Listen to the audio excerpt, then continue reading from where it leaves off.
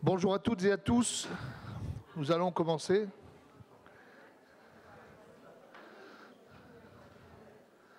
Merci de prendre place.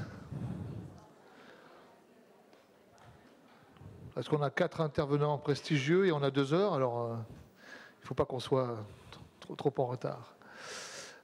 Merci d'être venu assister à cet atelier sur le cannabis médical qu'on va co-animer avec Nathalie Richard, qui est directrice du cannabis médical à l'Agence du médicament, du projet cannabis médical à l'Agence nationale de sécurité du médicament.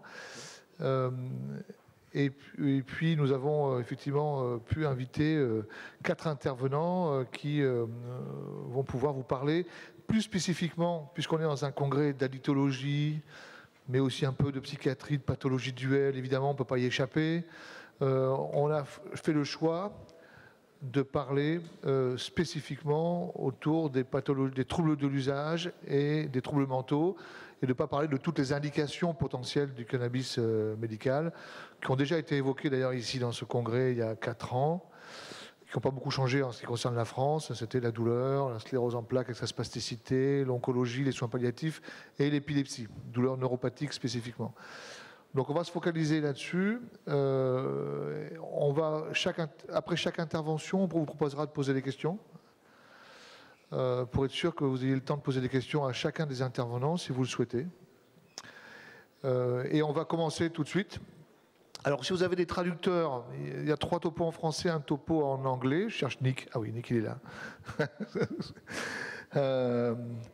Et donc, je crois qu'il faut se mettre sur 1 pour le français, 2 pour l'anglais, ou inversement. Enfin, voilà, il faut zapper entre les différents channels en fonction de la langue que vous souhaitez.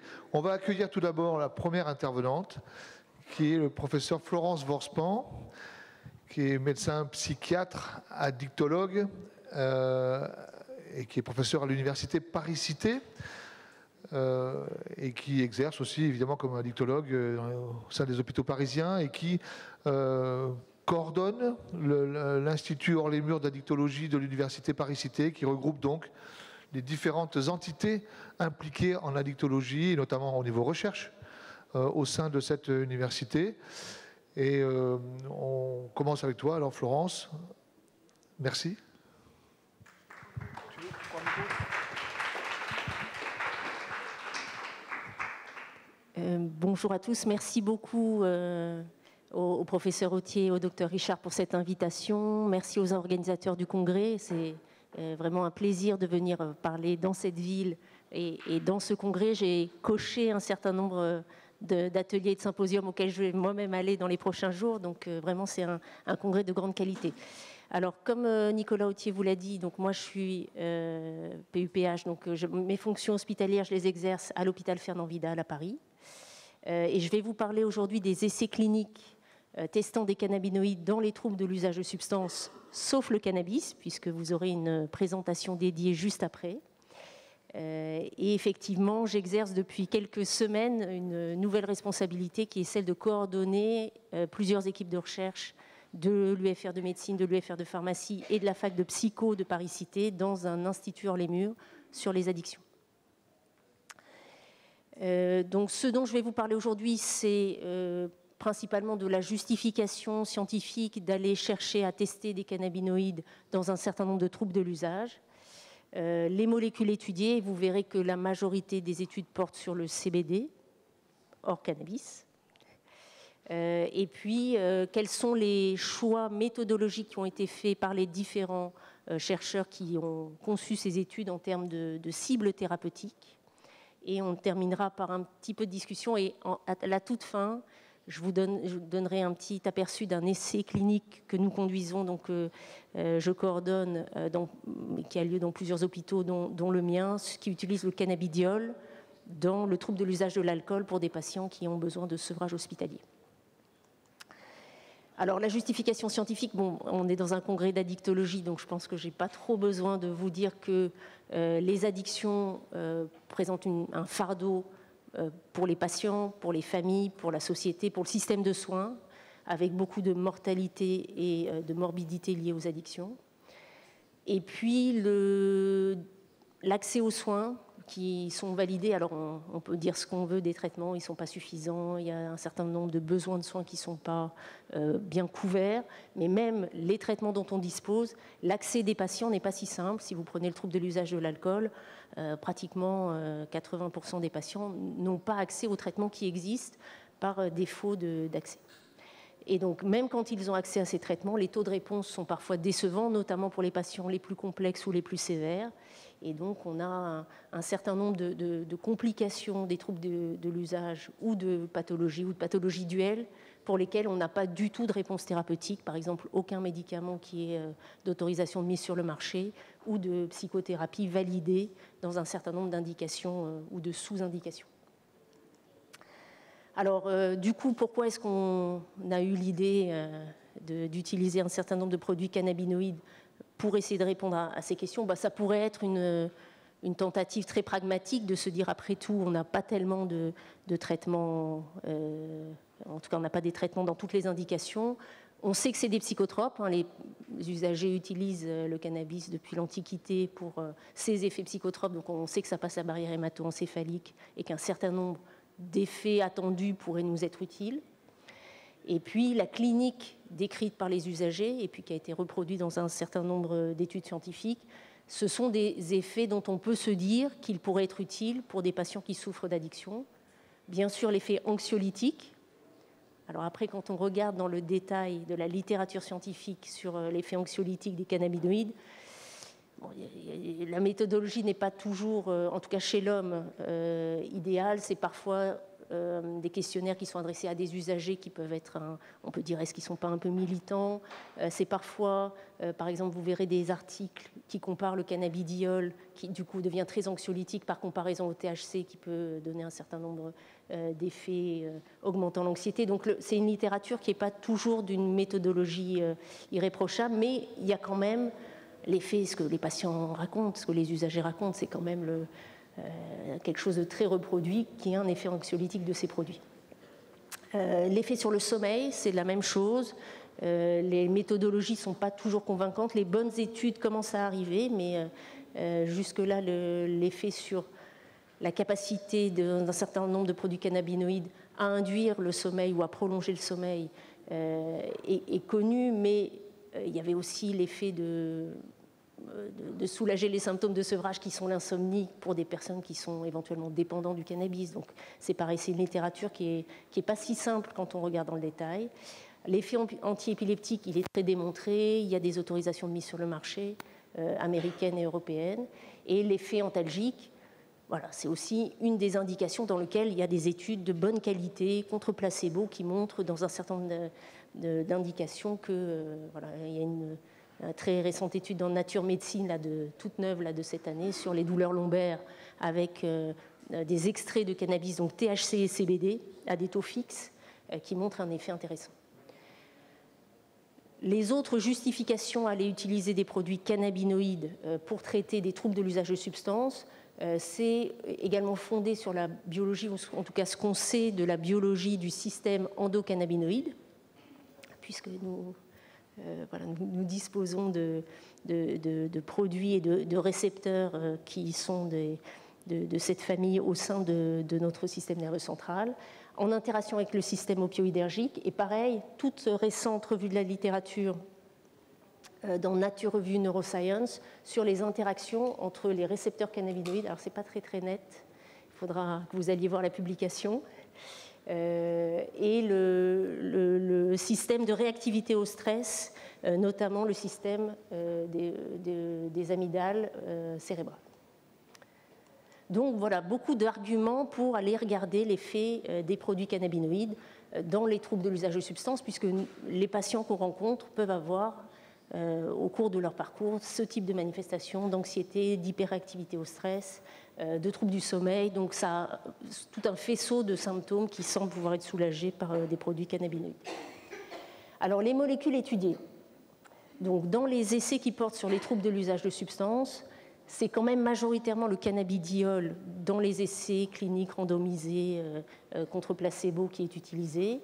Il y a un certain nombre d'essais, alors notamment pour ce qui concerne le trouble de l'usage de cannabis, qui utilisent des mélanges cannabidiol-THC. Et donc la cible pharmacologique, ce sont bien les récepteurs endogènes dont on dispose, qui sont des récepteurs cannabinoïdes de type 1 et de type 2, pour lesquels normalement les ligands endogènes produits par notre cerveau sont l'anandamide pour le CB1 et le 2-AG pour le CB2. Alors, encore une fois, moi je vais vous parler des études qui portent sur l'utilisation de produits cannabinoïdes pour soulager les troubles de l'usage de substances, hormis le cannabis, ou des symptômes qui surviennent lors de troubles de l'usage de substances. Évidemment, c'est une littérature qui est exponentielle. Il sort tous les jours des nouvelles études. C'est vraiment quelque chose qui a bénéficié de l'essor du cannabis médical initialement aux États-Unis, avant même qu'ils autorisent dans un certain nombre d'États le cannabis récréatif. Donc c'est un champ de la littérature scientifique qui est voilà, très dynamique. Et puis, bon, vous avez vu, si vous sortez, j'allais dire en ville, en France, vous avez de plus en plus dans vos pharmacies, dans des boutiques spécialisées, un certain nombre de produits qui utilisent le cannabidiol comme un produit finalement de consommation courante, dans des préparations, enfin, des tisanes à boire, des infusions, des huiles, des produits de beauté, etc. Donc il y a une diffusion et une augmentation de la recherche, mais aussi finalement de l'usage de ces produits dans la population générale. Et quand on interroge les utilisateurs de cannabis médical, ça a été fait dans un certain nombre d'enquêtes, ceux qui n'avaient pas d'usage récréatif associé avaient tendance à préférer l'utilisation du cannabidiol à des produits par rapport à des produits à base de THC. Donc on a voilà, un certain nombre finalement d'arguments qui peuvent expliquer pourquoi le cannabidiol est plus souvent utilisé dans les études qui essayent d'évaluer l'efficacité dans les troubles de l'usage de substances, avec un rationnel aussi qui est que c'est un agoniste faible du récepteur CB1. On ne veut surtout pas d'activité antagoniste du CB1 qui pourrait être dépressogène, donc ça c'est plutôt positif. Et beaucoup d'autres propriétés qui ne sont pas directement liées au récepteur cannabidiol de type 1, notamment probablement très intéressant l'activité agoniste très forte sur ce qu'on appelle les TRPV, qui sont des récepteurs qui sont situés sur les cellules endothéliales, avec du coup probablement une efficacité aussi, qui pourrait participer à une efficacité anti-inflammatoire. Et puis des propriétés aussi sur les récepteurs sérotoninergiques. Alors, il n'y a pas si longtemps que ça, mais dans ce champ-là, tout devient très très vite obsolète. Mais je crois en 2021, on avait publié avec justement Mélina et un certain nombre de nos étudiants une revue de la littérature sur les essais thérapeutiques utilisant le cannabidiol dans les troubles de l'usage de substances, justement avec déjà un focus sur quels étaient les choix, les cibles thérapeutiques choisies dans ces essais. Cette année est sortie également une revue de revues sur le cannabidiol dans les troubles de l'usage de substances par l'équipe de Maria Melchior. Et puis même alors là encore là, en septembre, une nouvelle revue sur les essais utilisant le cannabidiol dans le trouble de l'usage d'opioïdes, mais qui mélange les essais précliniques chez l'animal et les quelques essais cliniques. Donc à mon avis, lisez surtout celle-ci, hein, et citez-la pour nos étudiants, voilà, évidemment. Alors bon, si vous ne voulez pas tout lire, je vais vous donner quand même les meilleurs, le résumé là aujourd'hui. Donc en fait, quand on regarde la littérature dans les troubles de l'usage de substances, il y a deux types d'études. Il y a les essais cliniques randomisés très classiques, où les patients sont randomisés pour recevoir pendant en général 12 semaines, le plus souvent en ambulatoire, en double aveugle, par comparaison à du placebo, un produit qui est le plus souvent quand même du cannabidiol. Quand on a fait la revue de la littérature en 2021, il y avait 0 essai dans le trouble de l'usage d'alcool, 2 essais dans le trouble d'usage de cannabis, dont certainement M. Lintzeris va vous parler juste après. Et donc finalement pas grand-chose. Et par contre, il y avait beaucoup d'études contrôlées, randomisées, donc méthodologiquement bien conduites, qui étaient plutôt des études preuve de concept. C'est-à-dire en fait, c'est des études très courtes, en général de 3 à 7 jours, dans lequel les sujets ne sont pas forcément des patients. Alors parfois c'est des patients qui ont des troubles de l'usage, parfois c'est des sujets, presque des sujets sains, qui reçoivent une administration unique du produit ou du placebo, parfois une administration répétée 3 fois ou 5 fois sur quelques jours, mais ce n'est pas 3 semaines et ça ne traite pas un trouble. Et donc, c'est des conditions quasiment de laboratoire de psychologie expérimentale, mais avec du crossover, avec de l'aveugle quand c'est possible. Ah oui, tiens, double blind, c'est double aveugle. Et en comparaison à du placebo. Donc, c'est méthodologiquement bien conduit, mais très court. Et en 2021, il n'y avait pas de tels essais dans le trouble de l'usage d'alcool, 2 essais dans le tabac et 5 essais dans le trouble de l'usage de cannabis. Donc, vous voyez, il n'y avait pas grand-chose encore. Et donc, quand on fait un essai clinique randomisé classique sur plusieurs semaines où on cherche à traiter un trouble, quelles sont les cibles utilisées dans les études? Évidemment, la réduction de l'usage ou l'abstinence en fin d'étude, c'est souvent l'objectif principal. Et donc, c'est mesuré avec des questionnaires rétrospectifs comme le Timeline Follow-back, où on interroge les patients sur leur quantité de consommation dans les derniers jours, souvent confirmés par des tests dits objectifs, notamment des tests urinaires, et puis des échelles de craving. Parce que réduire le craving, c'est probablement une bonne indication de la capacité à réduire ensuite les consommations. Dans les essais preuves de concept, c'est beaucoup plus large. Et donc là, on peut avoir des symptômes cibles ou des cibles thérapeutiques beaucoup plus précises. Ça peut être des épreuves de craving induites dans des conditions expérimentales par la présentation d'indices qui rappellent la consommation. Et là, après, on passe les échelles. Ça peut être des mesures de biais attentionnels vers la substance dont la personne souffre d'un trouble de l'usage, et des échelles d'anxiété, des tests cognitifs. Donc, encore une fois, une administration unique versus placebo. Est-ce qu'on améliore ou est-ce qu'on détériore les tests cognitifs? Les tests de reconnaissance des émotions faciales, qui sont une approximation d'un effet antidépresseur ou anxiolytique. C'est très utilisé pour screener des molécules qui pourraient avoir un effet anxiolytique ou antidépresseur. Et puis, l'effet psychotomimétique, c'est plutôt la recherche d'un effet secondaire. On veut s'assurer que l'administration unique ou répétée une fois ou deux de cannabidiol n'induit pas de manifestations psychotiques comme peut le faire le THC. Et puis, en général, même sur une journée ou deux, il y a quand même on essaye d'approcher pour savoir s'il y a ou pas un potentiel d'abus avec des questionnaires. Est-ce que vous avez aimé sur des échelles de 1 à 10 la substance par rapport au placebo? Alors, ça, c'était 2021. Évidemment, quand on va dans les congrès, on réactualise la bibliographie et là, on s'aperçoit que c'est un champ qui est vraiment hyper dynamique, donc il y a plein de nouvelles études 2025. Et donc, je vous disais, il y avait 0 essai alcool. Maintenant, il y a un essai contrôlé, randomisé, assez classique, publié 2025, trouble de l'usage d'alcool, 8 semaines, avec des capsules de 150 mg de CBD, de l'huile de CBD ou du placebo, et comme critère principal, réduction de consommation, l'essai n'est pas positif. Le CBD ne fait pas mieux que le placebo, mais bien conduit, des échelles de craving, des échelles de sommeil, voilà. Mais en tout cas, ça vient. Les essais commencent à sortir. Dans les essais contrôlés preuve de concept, je vous en ai mis une qui est un peu rigolote, c'est un simulateur de conduite automobile, donc, pour voir si le cannabidiol est susceptible contre le placebo de perturber la conduite automobile. Et un essai trouble de l'usage d'opioïdes avec une épreuve de craving induite qui est plutôt intéressante, qui semble montrer que le cannabidiol par rapport au placebo sur une administration unique peut réduire le craving induit. Et alors, il y en a 2 autres, alcool également. Donc pareil avec des mesures de craving induit mais couplées à de l'IRM fonctionnel. Donc un chez les jeunes qui ont un trouble de l'usage d'alcool, donc qui seraient plutôt des abuseurs que des dépendants.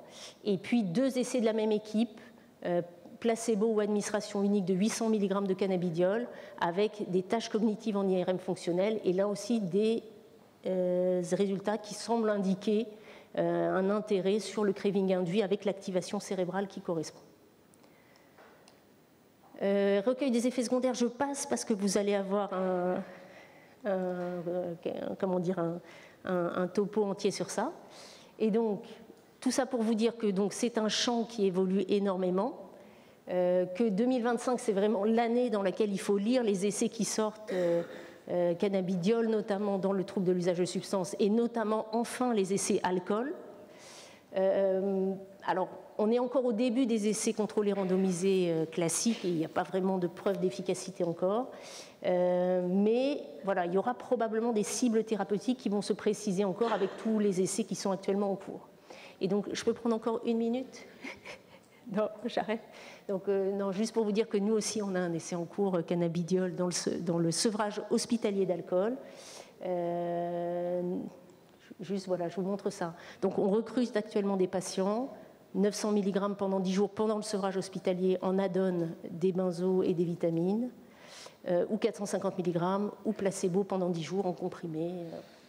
Et donc, j'espère revenir vous voir dans quelques temps avec peut-être les résultats, alors dans 1 an ou 2, de cet essai. Et je vous remercie, et je remercie aussi toute l'équipe qui est derrière. Question tout de suite? Je ne sais pas si... Oui, est-ce que vous avez des questions? Yes. Est-ce qu'il y a des micros? Juste avant, moi j'ai juste une petite question. En fait, quand on a mis en place l'expérimentation de l'usage médical du cannabis, on vous a auditionné justement par rapport aux indications en psychiatrie qui pouvaient être éventuellement avancées, on va dire. Est-ce que si on se retrouvait au début de l'expérimentation, est-ce que vous diriez que... parce qu'à l'époque, vous aviez effectivement dit qu'en fait, il n'y avait pas assez d'éléments pour justement mettre cette indication dans l'expérimentation. Je pense que... Alors, une des grandes différences entre ces essais et l'expérimentation du cannabis médical en France, c'est que le plus souvent dans les essais, ce sont des comprimés, ou en tout cas pas des produits qui sont fumés. Dans l'expérimentation médicale, donc c'est les fleurs qui sont inhalées, donc il n'y a pas la combustion, etc. Mais il y avait vraiment cette question. Et autant j'étais très affirmative il y a quelques années en disant il n'y aura jamais d'indication de produits fumés, ça je maintiens. Maintenant, de cannabis sous forme médicamenteuse, alors CBD ou peut-être THC, CBD dans certaines indications, notamment cannabis, oui, je pense que ça va venir, mais il faut que ce soit un peu précisé sur quels symptômes, quelle durée, et peut-être pas abstinence, peut-être sur des symptômes cibles, encore une fois, qui pourront être anxiété ou qui pourront être autre chose.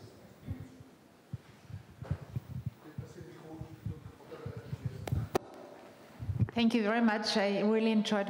Merci, j'ai bien aimé votre présentation. Les 3 derniers slides sont passés très très vite. Peut-être vous pourriez commenter sur cet essai avec 900 mg. N'avez-vous pas peur d'endommager le foie avec ces dosages élevés, dans des dosages qui sont peut-être déjà endommagés? Donc ce seraient mes 2 questions. In our study,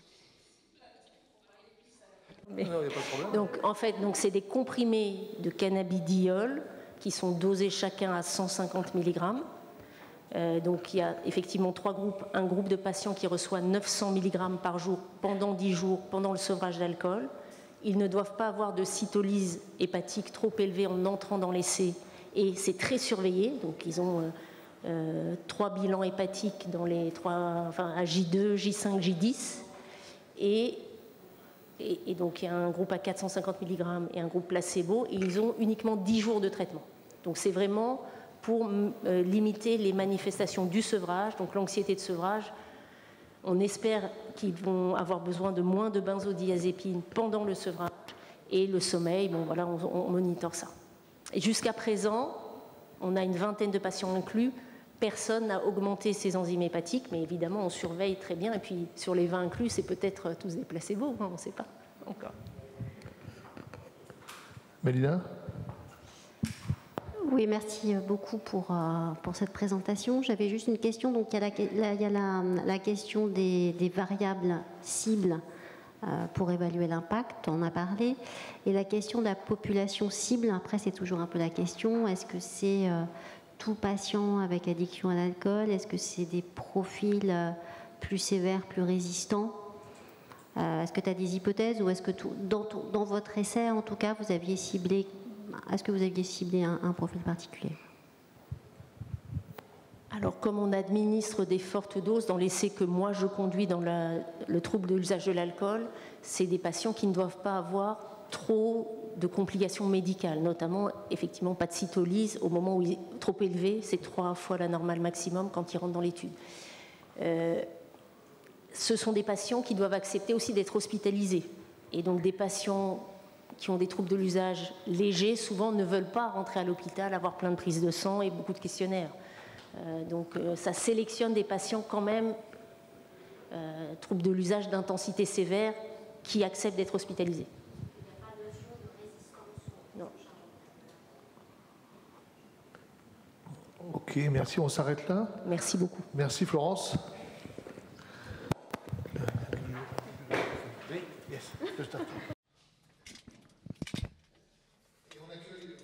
We're now going to welcome, after Florence, Professor Nicholas Linceres from the University of Sydney.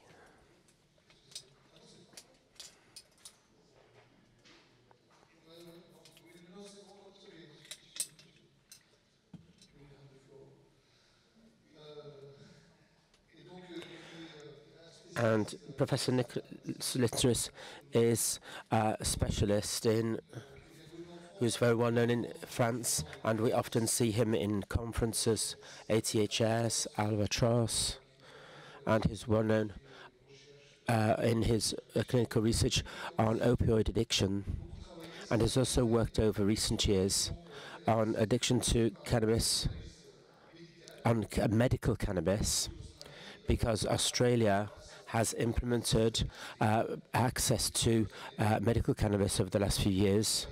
And Nick has worked with medical cannabis as part of a research program. And I'd like to thank him for being here this afternoon and speaking to us.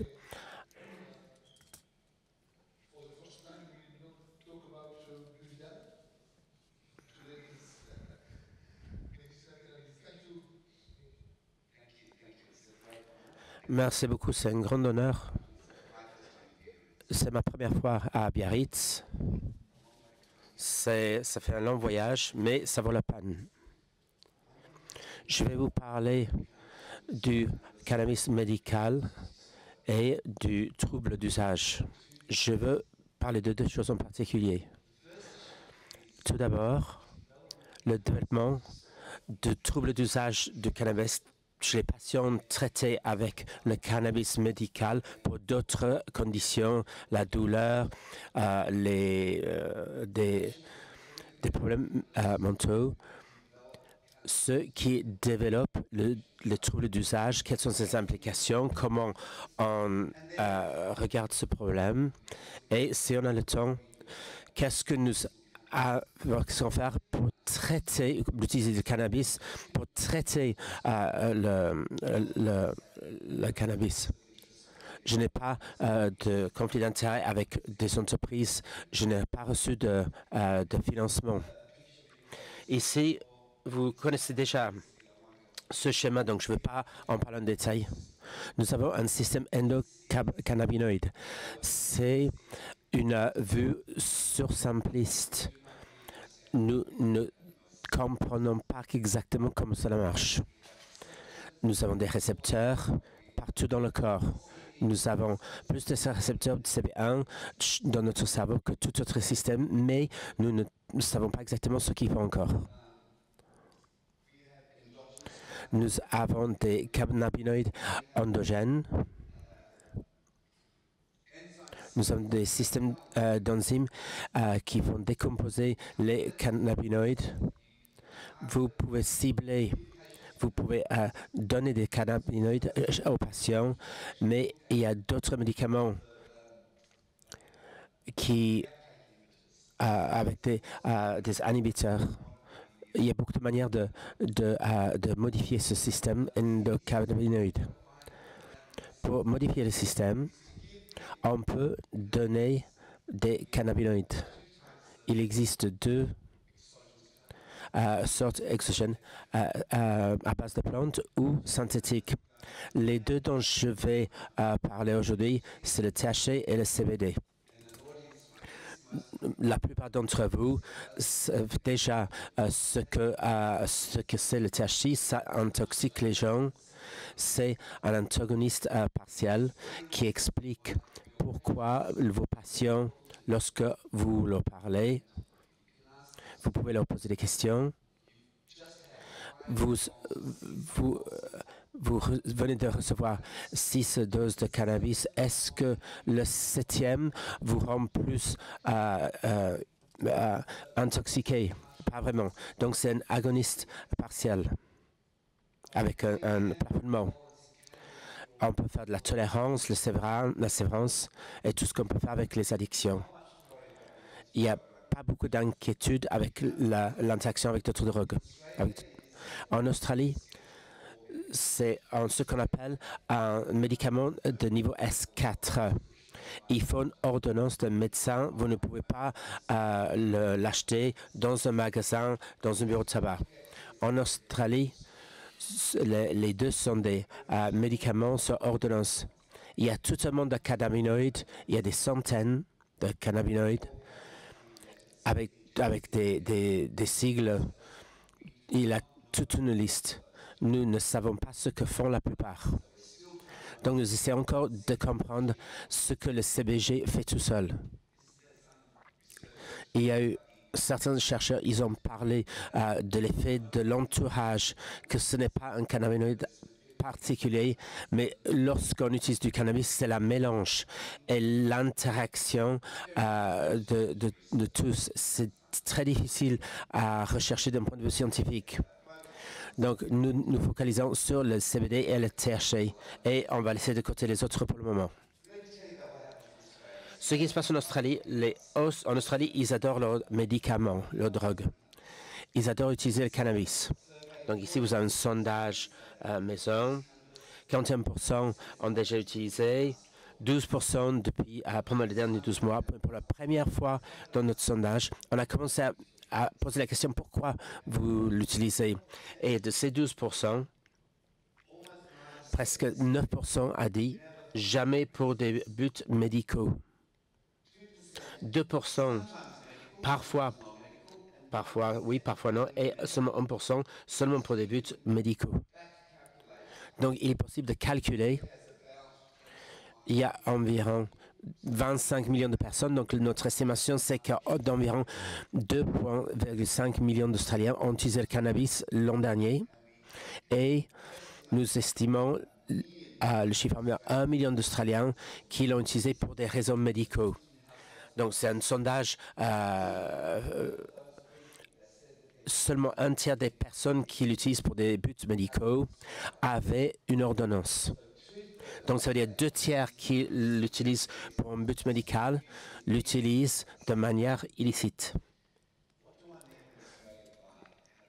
Qu'est-ce que je veux dire par ordonnance? Nous avons une situation très unique en ce qui concerne le cannabis.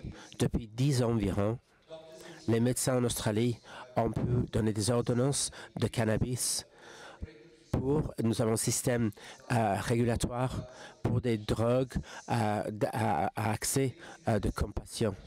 Ce ne sont pas des médicaments avec un permis comme d'habitude.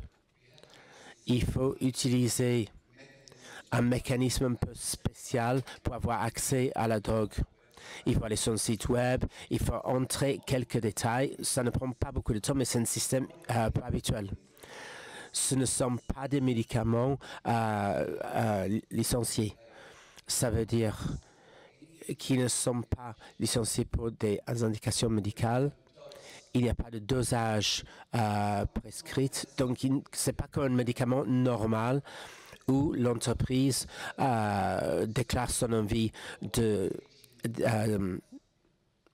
d'enregistrer une drogue pour la dépression, par exemple. Ce sont des médicaments, les médecins peuvent choisir ces médicaments selon leurs envies, sans restriction. On peut l'utiliser pour traiter l'angoisse, les cheveux bouclés, les ongles incarnés, tout ce que vous voulez. En tant que médecin, vous pouvez le prescrire. Il n'y a pas de formation, il n'y a pas de crédentiel. Tout médecin peut le faire, mais le médecin doit établir une ordonnance normale. L'ordonnance dit quel produit, quel genre de cannabis, quel dosage et comment l'utiliser. Ce n'est pas le modèle américain où vous allez au magasin et vous demandez au hippie qui est derrière le comptoir ce qu'il faut. Et ensuite vous l'achetez. En Australie, c'est comme un véritable médicament. Nous avons plus de 1000 produits et cela varie entre la farine de cannabis, qui en Australie, 28 grammes de farine THC à 25% coûte environ $200. Sur le marché noir, $300. Donc c'est moins cher avec une ordonnance que sur le marché noir. Et la qualité est bien supérieure. Donc, cela veut dire que nous avons vu une augmentation spectaculaire chez le nombre de patients qui reçoivent sur ordonnance de cannabis, surtout depuis le Covid. Le Covid a provoqué des choses. Beaucoup de gens sont restés chez eux, ils ont pris de la drogue et le Covid a introduit aussi la télésanté. Et les entrepreneurs sont arrivés et ils ont vu des opportunités d'affaires. On a vu cette croissance spectaculaire de cliniques de cannabis. Ce sont des entreprises dont le but est de vendre plus de cannabis, ce n'est pas de traiter les patients. Donc, ça distorsionne un peu le système de cannabis. Ça veut dire aussi que nous avons plus de 1 million d'Australiens qui ont reçu une ordonnance, même si on ne connaît pas vraiment le chiffre exact. Et ça nous crée des inquiétudes par rapport aux régulateurs. C'est une pseudo-légalisation. Il n'y a pas de base médicale pour le cannabis. C'est un non-sens. Il faut l'arrêter. Ce sont des opinions, des avis qui commencent à se faire entendre. Donc, qu'est-ce que nous traitons? Ici, nous avons des sondages que nous réalisons depuis 10 ans. Vous voyez, la douleur chronique, c'est le numéro 1, suivi par la santé mentale, surtout l'angoisse et la dépression. Ensuite, d'autres critères. Lors de l'introduction du cannabis médical, beaucoup de régulateurs ont pensé que ça serait pour les patients de cancer, de multiple sclérose.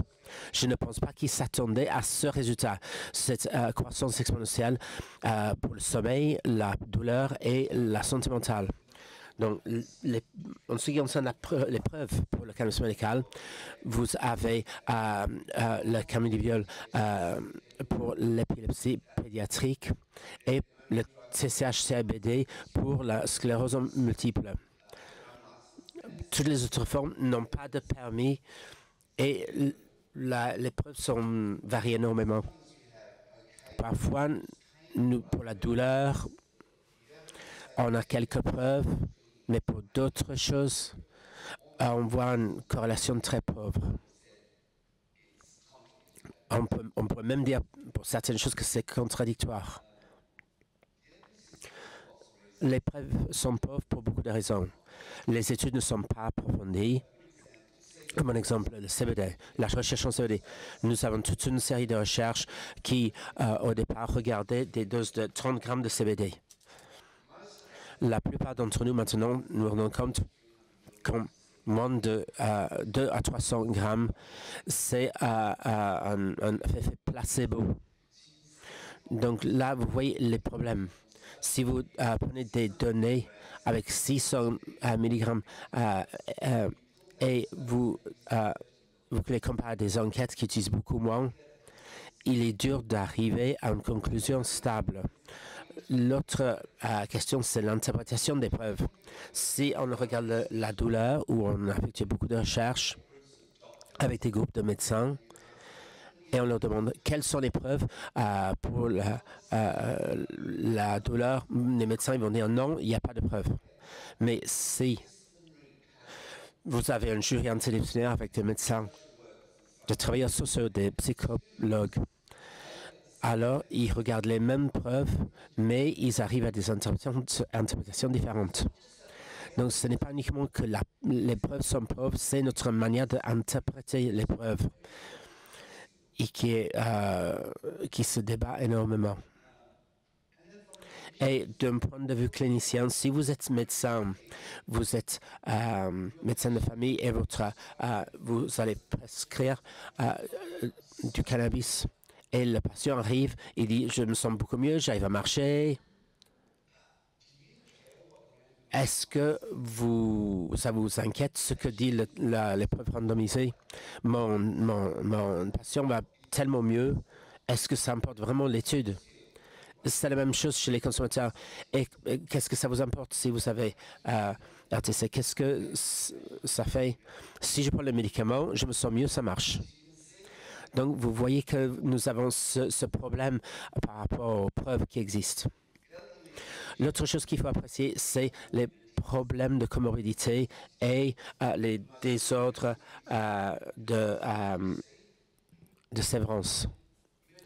La douleur, la santé mentale et le sommeil. Nous connaissons, nous avons souvent des patients qui viennent voir leur médecin. Ils disent j'utilise le cannabis depuis 10 ans. Si je ne continue pas, je ne pourrai pas dormir. Donc, le cannabis, il dit que le cannabis traite son problème de sommeil. Peut-être. Ou j'utilise du cannabis depuis 10 ans et si j'en ai plus, je m'angoisse. Donc, ça traite mon angoisse. Peut-être. Ou peut-être ça pourrait être la sévérance. Le patient qui arrive et qui dit au médecin je prends du Valium tous les jours depuis 10 ans. Si je n'en ai pas plus, je ne pourrai plus dormir. Quelle est la cause, quel est l'effet? C'est très dur de séparer ces deux éléments. Et dans leur recherche, tout patient qui a un désordre est exclu des essais cliniques. Donc, c'est très difficile de comprendre ce qui se passe ici. Est-ce que nous traitons vraiment l'angoisse, le sommeil, ou est-ce qu'on traite un désordre sous-jacent? Et n'oubliez pas, aucun patient, aucun médecin veut recevoir une diagnose d'addiction. La plupart des médecins de famille ne vont pas diagnostiquer une addiction chez leurs patients et la plupart des patients ne veulent pas qu'on leur nomme des drogues-addicts. Nous faisons beaucoup de traitements, mais nous ne l'appelons pas un traitement contre le désordre du cannabis. Donc, quelles sont les données qui existent? Est-ce que est-ce qu'il est possible d'arriver au trouble d'usage du cannabis pour les personnes qui utilisent pour des raisons médicaux? Ici, vous voyez les données pour le cannabis non médical de loisirs. Des études sur plusieurs années. 10% des personnes qui ont utilisé le cannabis depuis 1 an ont reçu un diagnostic d'addiction. Mais il y a des taux beaucoup plus élevés chez les patients médicaux aux États-Unis, en Australie et ailleurs aussi. On voit ici tous désordres de cannabis, d'usage de cannabis, avec 2 critères ou plus. 43% qui utilisent le cannabis médical ont satisfait les critères pour ce désordre et 17% signifie de modéré à sévère, ce que nous on appelle l'addiction. Un patient sur 5. Et là, vous voyez la différence, si c'était illicite ou sur ordonnance. Des taux plus bas étaient sur ordonnance, mais quand même, c'est un taux qui est élevé, 15%. Pour des douleurs, pour le sommeil, l'angoisse, la dépression. Ce qui est intéressant ici, c'est que les critères, que 50% des patients satisfont un des critères, 29% disent avoir une tolérance, 25% un besoin, 20% ils utilisent plus longtemps qu'ils devraient et 16% qui se sentent endommagés. le psychologique, le social, les dommages psychologiques, physiques. Donc, c'est un goût différent par rapport au désordre de l'utilisation. La cocaïne et l'amphétamine, on verrait un profil complètement différent d'approbation. Si le cannabis est sur ordonnance, il ne faut pas mettre la tolérance et la sévérance. Avec le désordre basé sur les opioïdes, on enlève ces éléments. Donc, est-ce qu'on surdiagnose la dépendance? Ça, c'est un débat pour le futur. Voici des facteurs associés. Vous allez voir tous les détails dans mon article. Mais pour résumer, les personnes avec une santé mentale moins bonne utilisant du cannabis pour des raisons médicaux et les personnes utilisant de THC étaient plus assujetties à la dépendance. Ça m'inquiète un peu que dans la communauté médicale, on ne prend pas ce thème comme au sérieux. On dit que c'est sûr comme drogue, il n'y a pas de dommages. On dit que c'est que chez les mauvais patients qu'on voit une addiction. C'est ce que tous les médecins de douleur nous racontaient pendant 20 ans. Avec les opioïdes, il n'est pas possible de voir des addictions chez mes patients. Et l'autre chose qui se passe, c'est cette personnalisation du traitement, où on laisse le choix à chaque patient de décider de la dose. Ça va, mais pas si vous avez une addiction. Pas si vous avez un trouble, un patient de méthadone. On ne va pas lui dire, par exemple, à celui qui prend de méthadone, prenez autant que vous voulez. Ça ne se fait pas. Beaucoup de personnes qui travaillent dans des cliniques privées ne sont pas ils n'ont pas d'expérience dans la prescription, dans les ordonnances. Donc, mon inquiétude, ce qu'on voit avec le cannabis médical, c'est exactement le même problème que nous avons vu avec les opioïdes, avec les benzodiazépines et qu'on voit maintenant avec les stimulants pour ADHD. On dirait que la médecine est aveugle au problème d'addiction avec les médicaments d'ordonnance. Et c'est pour ça que je pense qu'il est important pour la médecine et la psychiatrie d'être impliqués dans comment on utilise ce produit. Il faut établir des principes d'ordonnance plus sûrs.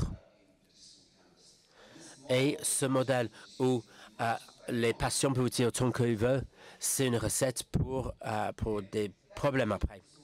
Donc, ça c'est chez les patients de cannabis. Je veux aussi commenter. Est-ce qu'on peut traiter le cannabis médical pour le trouble du cannabis? Généralement, ce sont des études problématiques avec des problèmes. Je n'arrive pas à le prononcer, mais la revue de Velumier, c'est probablement le meilleur résumé des essais qui examinaient les désordres d'usage. Là aussi, vous pouvez le regarder en détail. Ils ont introduit le napalone, une drogue, un produit en dehors des États-Unis. Je ne pense pas qu'aux États-Unis, ça s'utilise beaucoup aujourd'hui. Pourquoi est-ce qu'on a besoin d'un nouveau traitement? Qu'est-ce qu'il existe? Nous avons le conseil, développement personnel, mais ce ne sont pas des approches qui fonctionnent bien. Donc, comme avec la plupart des addictions, si nous pouvons lier un médicament au conseil, à la médiation, nous allons certainement avoir des résultats meilleurs qu'avec uniquement le conseil ou uniquement les médicaments. Est-ce qu'il est possible d'utiliser les médicaments combinés avec la médiation pour traiter ce désordre? Il ne s'agit jamais uniquement d'une pilule, d'une drogue. Le CBD. Il y a eu beaucoup d'actualités dans ce domaine, des cas d'études qui datent depuis 30 ans. Et certains grands articles viennent d'ici de la France parce que la disponibilité sur le comptoir des produits CBD il y a des rapports de consommateurs, des études de cas, une petite étude de cas qui a été faite au sud de la France, je pense. Il est à Bordeaux maintenant. Et je sais qu'eux, ils ont une étude sur le CBD qui va commencer. La première recherche était faite par Freeman au Royaume-Uni. 200 grammes de CBD n'était pas mieux que le placebo. Et 400 ou 800 avaient un signal. Cela nous a conduit à effectuer une étude où nous avons recruté 253 patients sur une étude de 12 semaines, 400 mg contre le placebo. Tout le monde a reçu avec 4 séances de CBT. Les dernières données, nous espérons avoir les résultats en début d'année prochaine. Nous ne savons pas encore. Ce qui est passionnant, c'est que je pense qu'il existe une étude ici en France qui essaie de répliquer ces résultats. Et il existe aussi une étude au Canada qui va démarrer sur le CBD. Donc, il y a plusieurs essais randomisés qui, d'ici 1 ou 2 ans, vont donner signaux sur le jeu qui devait être joué par le CBD. Mais l'intérêt, c'est vraiment dans le THC. Nous avons fait 2 essais randomisés. Et les Canadiens ont lancé une étude pilote. Je vais présenter nos travaux. La première idée, c'était simplement une étude de détoxication double aveugle avec des doses assez élevées. 18 mg, 80 mg de THC. Et ensuite, on a réduit progressivement les doses. On voit moins de sévérance, moins de sévérité de sévérance chez les patients. Et plus de patients ont fini la détox. Ça nous a fait réfléchir. Peut-être moins de symptômes égales, mais achèvement. C'est un bon résultat pour la sévérance. Nous avons suivi les patients. 1 mois après, aucune différence entre les placebos et les effets secondaires. Cela ne signifie pas que c'est une mauvaise drogue de désintoxication. C'est simplement que les personnes avec ces conditions doivent se reposer. Si nous avions regardé la sévérance par rapport à l'alcool, on aurait reçu le même résultat. Et si on fait le suivi des patients 1 mois après, que ce soit le placebo ou le Valium, on voit la même chose. Donc, c'est un médicament utile, mais il ne faut pas trop en espérer. Le rôle des médicaments basés sur THC, il faut réduire sur une courte période les délais. Moi, je penserais simplement que seulement les patients qui décrivent des problèmes de sévérance du cannabis, pas tous les patients, c'est une minorité qui va dire « je n'arrive pas à m'en sortir avec ce cannabis ». Mais rappelez-vous, la sévérance, ce n'est pas uniquement la médication, il faut le soutien quotidien, la surveillance. Mais la plupart des patients retournent et réutilisent le cannabis. Donc, il faut une étude plus longue. Là, vous voyez un essai de 12 semaines randomisé.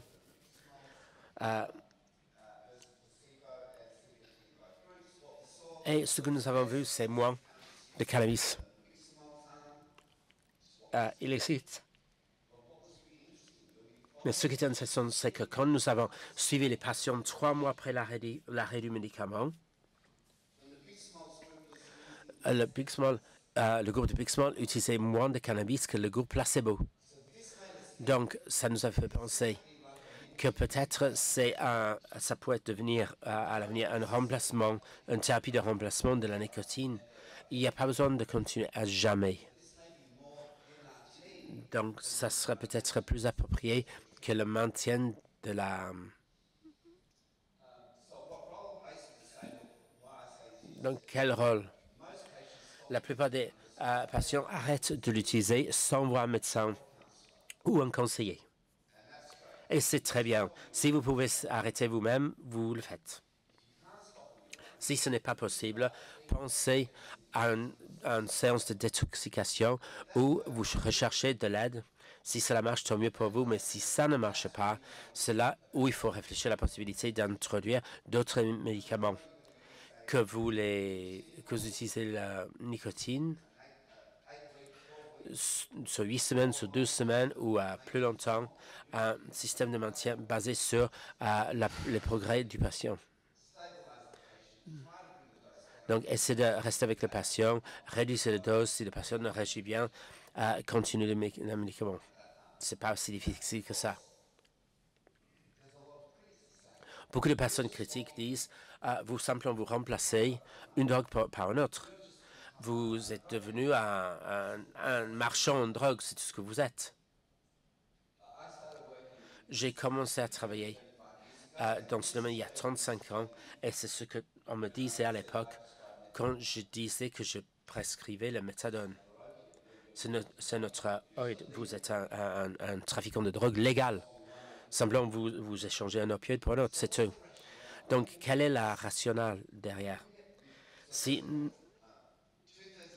on arrive à 2 tiers qui en a demandé sur l'utilisation de cannabis, 2 tiers ont dit je n'ai pas envie d'arrêter, mais je veux le mettre sous contrôle, je veux arrêter. 1 tiers dit qu'ils veulent arrêter complètement.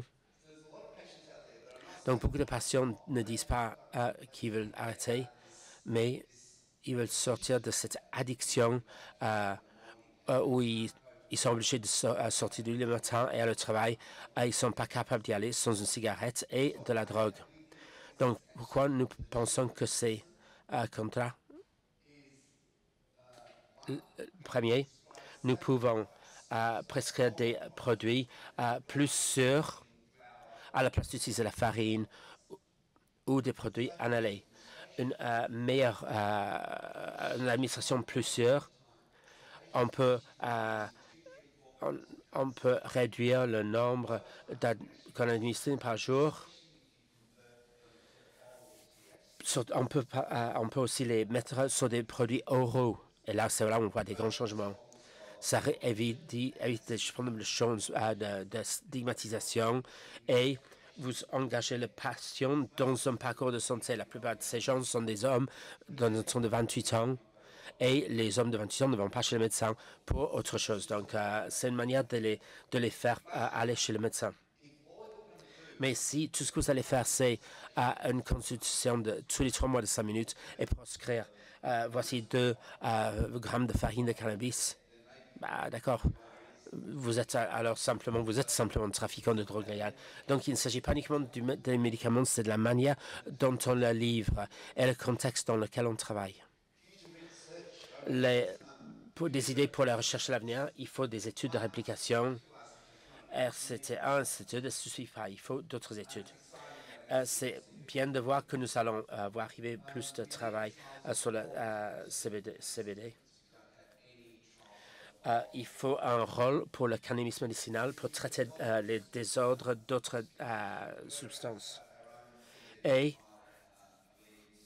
l'utilisation de notre CBD pour des médicaments qui existent. Il y a beaucoup de cela il y a beaucoup de collaboration entre les opioïdes. Demandez aux patients comment vous arrivez à faire le saut et vous arrêtez d'utiliser le cannabis. Quelqu'un me dit, par exemple, j'étais dans une femme qui sera enfermée pendant 2 semaines. C'est quelque chose que beaucoup de nos patients, ils sont conscients du fait que ça peut les aider avec la sévérance, mais aucun essai clinique a été réalisé. Et il faut aussi apprécier le fait que la plupart des recherches médicales sur le campus sont des étudiants qui ont un désordre médical. Et la plupart de ces patients sont exclus des essais. Il faut presque recommencer ces preuves. Et nous allons démarrer une étude avec l'Université de Bordeaux et de Grenoble où nous allons examiner des produits différents non médicaux pour la douleur et aussi C'est une sorte de réapplication chez des patients opioïdes. Je ne sais pas si j'ai dépassé mon temps ou pas. Merci.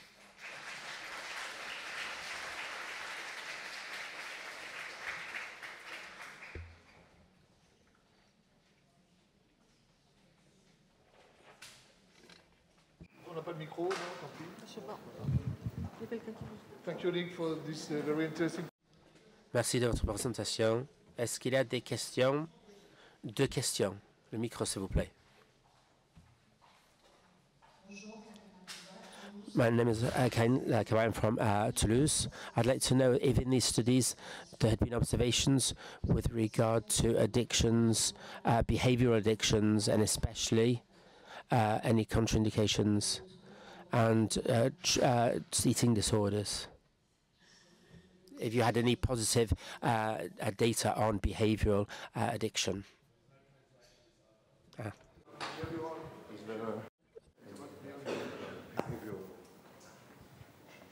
Est-ce que vous pouvez répéter la question, s'il vous plaît? Ah, non, du tout. En français, hein.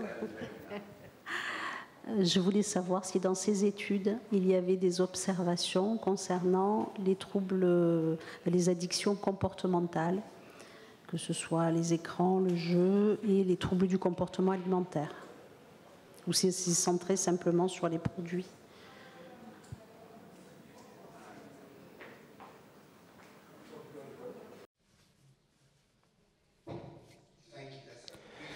Merci beaucoup. C'est vraiment une question très, très intéressante. J'en parlais il y a quelques jours sur ce même problème. Qu'est-ce qu'on sait sur l'interaction entre les addictions comportementales comme le jeu et l'utilisation du cannabis? Et il y a très, très peu de recherches croisées sur les deux. Nous n'avons pas examiné les addictions comportementales. Nous avons dépisté beaucoup de choses, mais on n'a pas fait avec les addictions comportementales. Donc, dans les prochaines études, il faudrait le faire.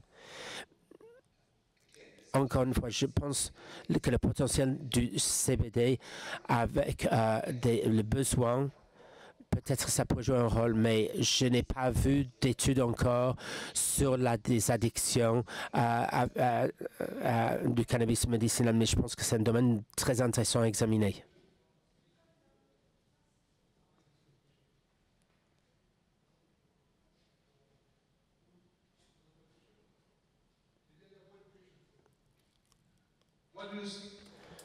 Que pensez-vous d'associer le THC et la nicotine? Parce que beaucoup de gens, la plupart des gens qui utilisent le cannabis utilisent en même temps la nicotine. Dans notre étude, nous avons inondé nos patients avec la nicotine. Beaucoup de patients en Australie, le cannabis est normalement mélangé avec le tabac. Je sais que dans certains pays, c'est seulement du cannabis, comme en Argentine, Brésil, seulement du cannabis. Mais en Australie, il mélange avec la nicotine. C'est la norme. Il fallait utiliser beaucoup de thérapies de remplacement de nicotine. On faisait tout. Ça dépendait beaucoup de la description du patient sur son utilisation de cannabis. Ils ont utilisé des patchs, des losanges, des gommettes. Donc, je pense, de mémoire, je pense que c'est plus que 40%. Plus de 40% des patients ont reçu un substitut à la nicotine. Mais je n'ai pas de données spécifiques. Mais c'est très, très intéressant, très important. Si votre patient l'utilise avec le tabac, il faut enlever le tabac. Parce que beaucoup de la stimulation qu'ils reçoivent, c'est la nicotine. Les effets immédiats d'un joint, c'est la nicotine, ce n'est pas le cannabis. Le cannabis a besoin de 5 minutes avant de donner son effet. C'est la nicotine qui donne la réaction initiale. Donc, ce renforcement, c'est plus la nicotine que le cannabis. Merci, Nick, pour ta présentation. Merci beaucoup. Maintenant, nous avons le grand plaisir, j'ai le grand plaisir d'accueillir Jean-Michel Delille, donc médecin, psychiatre, addictologue qu'on ne présente plus, tu es également président de la commission, le conseil scientifique de la Fédération Addiction. Alors c'est aussi à ce titre-là que je te connais depuis longtemps. Donc, tu as participé aux travaux de l'Agence du médicament, de l'AFSAPS et de la NSM au niveau du comité de la commission des stupéfiants et psychotropes pendant de nombreuses années.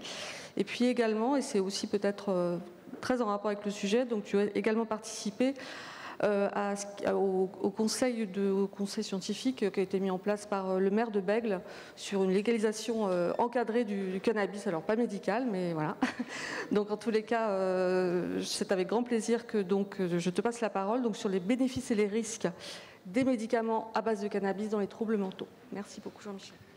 Merci beaucoup Nathalie et merci Nicolas pour votre invitation et merci aussi à THS. Alors j'ai un peu moins de mérite que Nicolas tout à l'heure parce que je viens de moins loin quand même. Je suis à 2 heures de voiture venant de Bordeaux. La présentation que je vais vous montrer maintenant est hélas un peu moins encourageante que celle que nous avons vue auparavant sur les troubles de usage de cannabis où on voit qu'il y a des perspectives prometteuses. Alors qu'on va voir que dans le domaine des troubles mentaux, évidemment, les données sont moins encourageantes. C'est le moins qu'on puisse dire. Alors je pourrais m'en tenir pratiquement aux 3 premières diapos pour gagner du temps, puisque c'était celle que j'avais présentée au titre de la Fédération Addiction. J'étais président à l'époque, dans le cadre du comité de suivi du cannabis médical, et on était interrogé sur des perspectives éventuelles d'extension des indications, et notamment en psychiatrie et dans le traitement des addictions. Alors je passe directement à la conclusion qu'on avait prise lors du CSST. Vous voyez la conclusion en haut. En revanche, le rapport bénéfice-risque semble controversé, c'est le moins qu'on puisse dire, dans les indications psychiatriques retenues dans certains États des États-Unis, notamment troubles anxieux et troubles stress post-traumatique, et même clairement défavorable, aggravant dans le cas de la dépression, du trouble bipolaire et évidemment du trouble psychotique. Donc vous allez voir que ce que je vais vous présenter, c'est un peu la même chose, mais un peu comme disait Florence tout à l'heure, en ayant actualisé, mais bon, les données vont dans le même sens. En revanche, on était plus optimiste, mais c'est pas mon sujet, mais ça vient d'être évoqué à l'instant, sur l'éventuelle utilisation des cannabinoïdes dans le traitement de troubles de usage en général, comme l'a montré Florence, et notamment dans le trouble de usage de cannabis, comme ça vient d'être démontré à l'instant. On disait aussi, à l'époque, commençaient à apparaître des données encourageantes sur l'utilité du CBD dans les troubles psychotiques, avec des études préliminaires qui étaient encourageantes. Et puis c'était l'époque, Piazza est un habitué des journées d'ATHS, où on commençait à travailler sur les modulateurs allostériques des CB1R, donc avec la prénonolone, dont vous savez qu'elle est toujours en essai dans le trouble de usage de cannabis. Alors maintenant, des études récentes vont un peu dans le même sens en fait. Il n'y a pas eu... Donc là, je passe rapidement sur les récepteurs. Vous avez vu tout à l'heure le THC qui agit sur les récepteurs CB1, CB2. Et puis le CBD qui agit sur également des récepteurs TRP, comme ça a été dit, et des récepteurs sérotoninergiques, et qui vient moduler de façon allostérique antagoniste l'action du THC sur les récepteurs CB1. Donc c'est ce qui explique en partie ce qui va suivre. Donc les médicaments qui ont été utilisés le plus dans les expérimentations, ça a été dit tout à l'heure, ce sont des cannabinoïdes de synthèse, mais l'effet THC, donc dronabinol et nabilone. Et puis il y a le cannabidiol. On va avoir aussi quelques études qui utilisent le nabiximols, comme ça vient d'être montré actuellement par notre ami. Alors on va commencer, moi j'avais une liste, Nathalie et Nicolas m'avaient donné une liste, donc les troubles psychiatriques caractérisés, donc troubles psychotiques, troubles bipolaires, et puis ensuite les indications dans lesquelles les usagers s'auto-administrent le plus souvent finalement du cannabis à des fins d'apaisement, et notamment anxiété, dépression et le trouble de stress post-traumatique. J'ai mis 2 fois dépression d'ailleurs. Bon. Alors, il y a eu une revue de la littérature qui résume la situation, finalement. C'était la revue de Black dans le Lancet, qui avait fait la collection un peu des études éligibles, donc des essais randomisés contrôlés. Alors, pour la dépression, pour l'anxiété, pour le syndrome de Gilles de la Tourette, pour le trouble déficit de l'attention avec ou sans hyperactivité, pour le trouble stress post-traumatique et pour la psychose. Alors, les conclusions, c'était que le THC pharmaceutique avec ou sans CBD a amélioré les symptômes d'anxiété chez les personnes souffrant d'autres pathologies, principalement des douleurs chroniques non cancéreuses et la sclérose en plaques, mais avec un très faible niveau de preuve. Ça, on va le voir, c'est les seuls domaines où vraiment il apparaît qu'il y a une utilité, c'est quand le trouble anxieux est comorbide en fait d'un trouble principal et notamment d'une douleur chronique. Donc on peut, par hypothèse, penser que l'apaisement de la douleur chronique va avoir un effet bénéfique secondaire finalement sur le trouble anxieux ou dépressif, sans que nécessairement il y ait une interaction directe sur le trouble psy. Enfin, en tout cas, c'est un domaine où apparemment les données sont plutôt favorables, même si elles sont faibles, et ça va de même d'ailleurs sur les troubles du sommeil dans ce type de contexte de douleur chronique. En revanche, le THC pharmaceutique avec ou sans CBD a aggravé les symptômes négatifs des troubles psychotiques. On verra également tout à l'heure qu'il amplifie plutôt la sévérité et la fréquence des accès maniaques dans le cas du trouble bipolaire, donc c'est un facteur de mauvais pronostic également. Et le THC pharmaceutique avec ou sans CBD n'a aucun effet significatif sur les autres critères d'évaluation principaux des principaux troubles mentaux examinés. La phrase suivante est importante parce que cette indication a augmenté le nombre de personnes ayant présenté des événements indésirables, notamment liés à des syndromes de sevrage au cannabis. C'est ce qui a été évoqué tout à l'heure. Ce qui fait qu'il y avait beaucoup plus d'événements indésirables dans les groupes actifs, disons, que dans les groupes contrôle placebo. Et peu d'essais cliniques randomisés avaient examiné le CBD. Alors, les troubles psychotiques, je vais passer vite. Ça, c'est un article que j'avais fait pour Psychotrope, qui est très bien, très facile à voir. Quand on essaye de voir dans cette étude quels sont les éléments environnementaux qui peuvent jouer un rôle dans le risque de développer une schizophrénie, vous voyez que ce qui était bien repéré, c'était les complications obstétricales, le fait de naître à certaines saisons, les traumas infantiles, le fait de vivre en ville, la première génération de migration. Mais vous voyez que finalement, le facteur environnemental qui a le plus de poids, et vraiment beaucoup de poids, c'est 5, c'est considérable, c'est l'usage de cannabis. Alors, il y a eu des méta-analyses qui confirment ces données, qui sont relativement anciennes. Vous voyez toutes les études qui nous ont fait réfléchir dans ma génération, des études suédoises, Andreasson, des études de cohorte de Dunedin en Nouvelle-Zélande, qui montrent un surrisque de développer un trouble psychotique chez les usagers de cannabis. Et ce qui est tout à fait intéressant, c'est que plus l'usage de cannabis est important, plus le risque de développer un trouble psychotique est important aussi.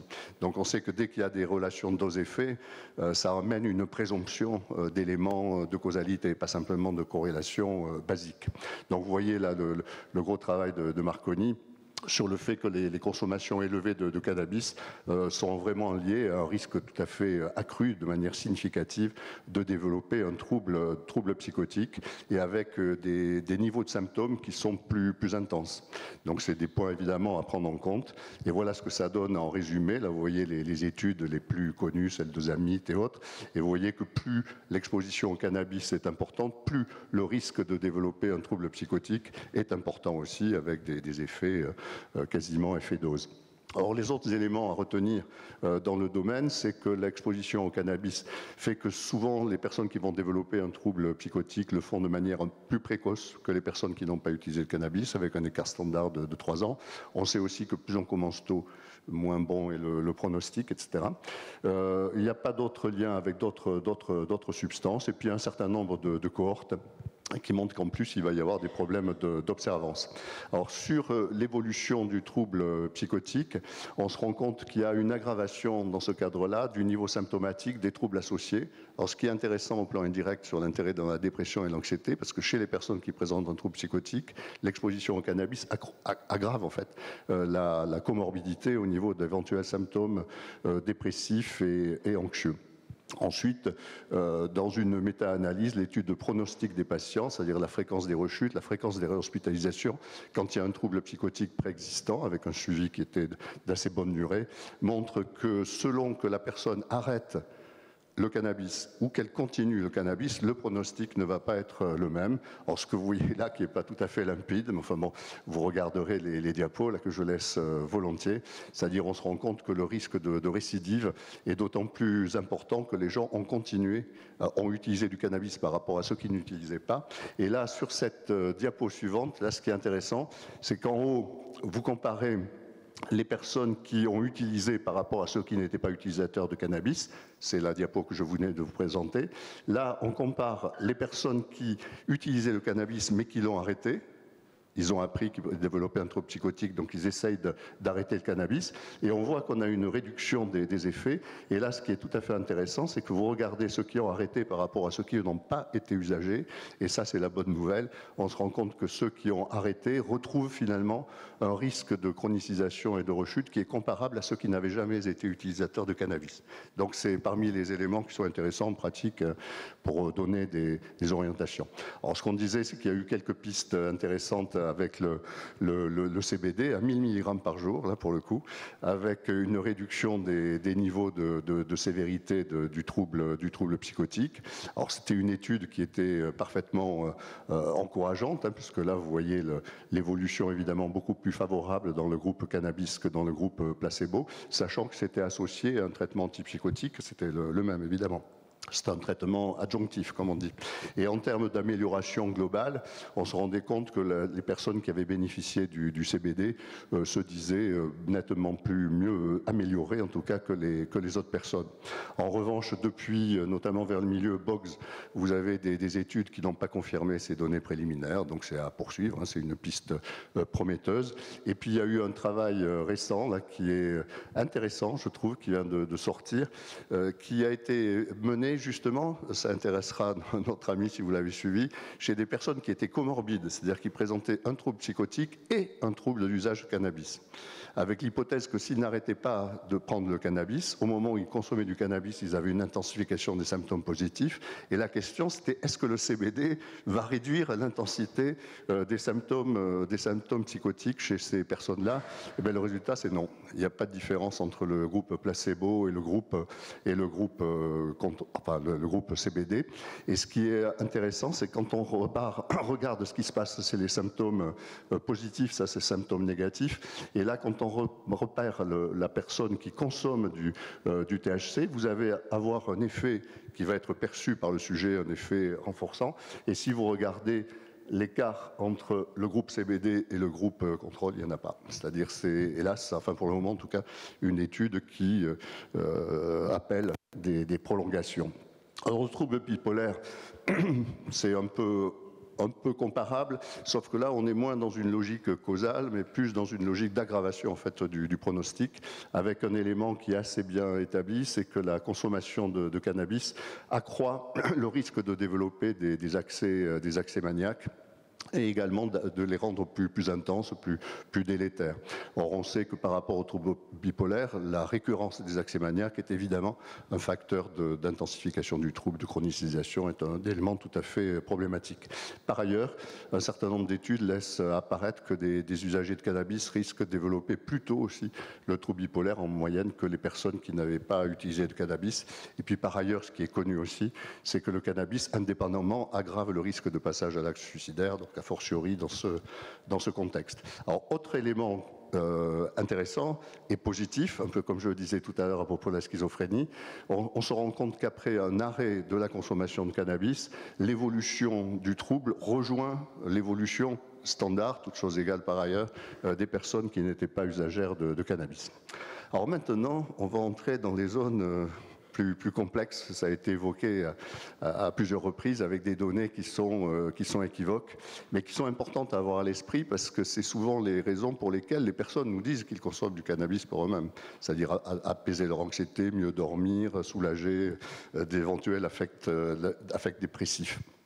Donc les études longitudinales montrent finalement des résultats contradictoires, c'est ce qui a été dit par tout le monde, et des effets assez faibles, avec des éléments de corrélation qui sont bien connus, mais qui sont vraisemblablement bidirectionnels pour la dépression, c'est-à-dire la dépression par recherche d'automédication peut amener une surconsommation de cannabis, mais il est vraisemblable que le cannabis, comme on va le voir, a également un petit effet. Alors il y a des études qui ont utilisé l'effet du dronabinol et de la miximols en comparant avec le placebo, et finalement finalement, il apparaissait que différentes doses de nabiximols avaient rapporté un effet négatif, malgré des quantités relativement importantes qui pouvaient aller jusqu'à 11 ou 14 pulvérisations par jour. Et il n'y avait pas de différence nette entre les deux groupes. Alors il semble de plus, ça c'est Van Laar, que l'usage régulier du cannabis accroisse légèrement le risque de présenter des épisodes dépressifs ultérieurs. Bon. Le risque, y compris l'idéation suicidaire et d'ETS, apparaît plus important si la consommation a commencé tôt, c'est assez classique, et la méta-analyse de Levran évoque un possible effet dose. Mais enfin, quoi qu'il en soit, les données sont beaucoup plus fragiles et en l'état actuel des choses ne permettent pas réellement de conclure. Alors pour les troubles anxieux, là c'est encore plus complexe, si j'ose dire, pour les mêmes raisons que tout à l'heure. On se demande évidemment si c'est l'anxiété qui amène au cannabis ou si c'est le cannabis qui va développer des problèmes d'anxiété. Alors évidemment, quand on travaille dans un champ comme le mien où j'ai vu des centaines de gens qui venaient nous consulter pour des problèmes liés au cannabis et qui présentaient un trouble de l'usage de cannabis, presque tous évoquaient un accroissement en fait de problématiques avec des attaques de panique, l'anxiété sociale, des moments de panique dans le bus, dans le tram, etc. Et en même temps, ils nous disaient que ça les aidait à court terme à apaiser leur anxiété, ça les aidait à dormir. Donc c'est évidemment particulièrement compliqué, sachant que sans doute une des pistes a été évoquée à plusieurs reprises, au moins par rapport au sommeil, mais peut-être aussi par rapport à l'anxiété. C'est parce qu'ils sont dépendants en fait. Quand ils passent en phase de sevrage, ils ont un rebond anxieux, ils ont des problèmes de sommeil. Donc à court terme, ils vont constater que la prise de substance les apaise, mais ça les apaise en fait du fait de la dépendance. Et il apparaît que d'une certaine manière, pour le coup, l'intoxication chronique puisse avoir des effets relativement négatifs. CRIPA a été évoqué tout à l'heure. Alors il semble que les ratios à CBD dominants peuvent avoir un effet peut-être plus nettement anxiolytique, peut-être grâce à l'action sur les récepteurs sérotonergiques. Enfin là aussi, c'est un point de vue, fragile, sachant que les domaines d'anxiété où c'était peut-être l'action du CBD était la plus facilement relevée, c'était l'anxiété sociale, et notamment dans un contexte particulier qui est la prise de parole en public. Pour un congrès, par exemple, d'ATHS, des choses comme ça, donc 600 mg. Et d'ailleurs, on peut se demander aussi, s'il n'y a pas des variantes selon les troubles anxieux, c'est-à-dire la phobie sociale, en expérience addictologique, est souvent un facteur prédictif de risque de passer à l'addiction quand on va découvrir des produits, parce que ça l'apaise et c'est également un facteur de récidive. Alors que et on voit que statistiquement, la phobie sociale est vraiment un facteur prédictif majeur d'évolution vers la dépendance. Alors qu'on peut considérer aussi que souvent les premières attaques de panique ont été consécutives à des intoxications.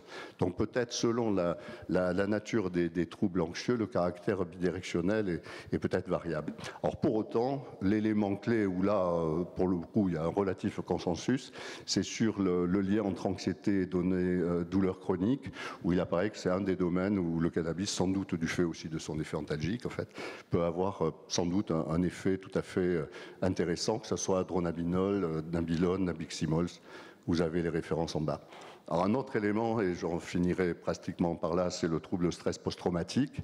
Donc aux États-Unis, plusieurs États ont retenu le trouble stress post-traumatique comme étant une indication de cannabis médical.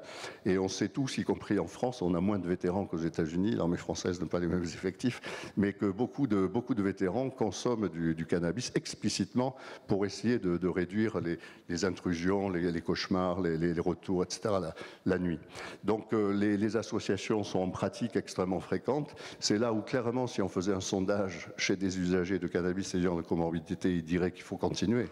Alors que la vision des professionnels est beaucoup plus pondérée, puisque des études comme le NESARC, la grosse étude de comorbidité addicto-psy aux États-Unis, indiquent que les adultes présentant un trouble stress post-traumatique ont pratiquement 3 fois plus de risques, présentant un trouble consommant du cannabis, lapsus, ont 3 fois plus de risques de développer un TSPT. Alors donc les données là aussi sont contradictoires, et selon les travaux, on dit que l'usage de cannabis peut causer, aggraver ou atténuer les symptômes de stress post-traumatique.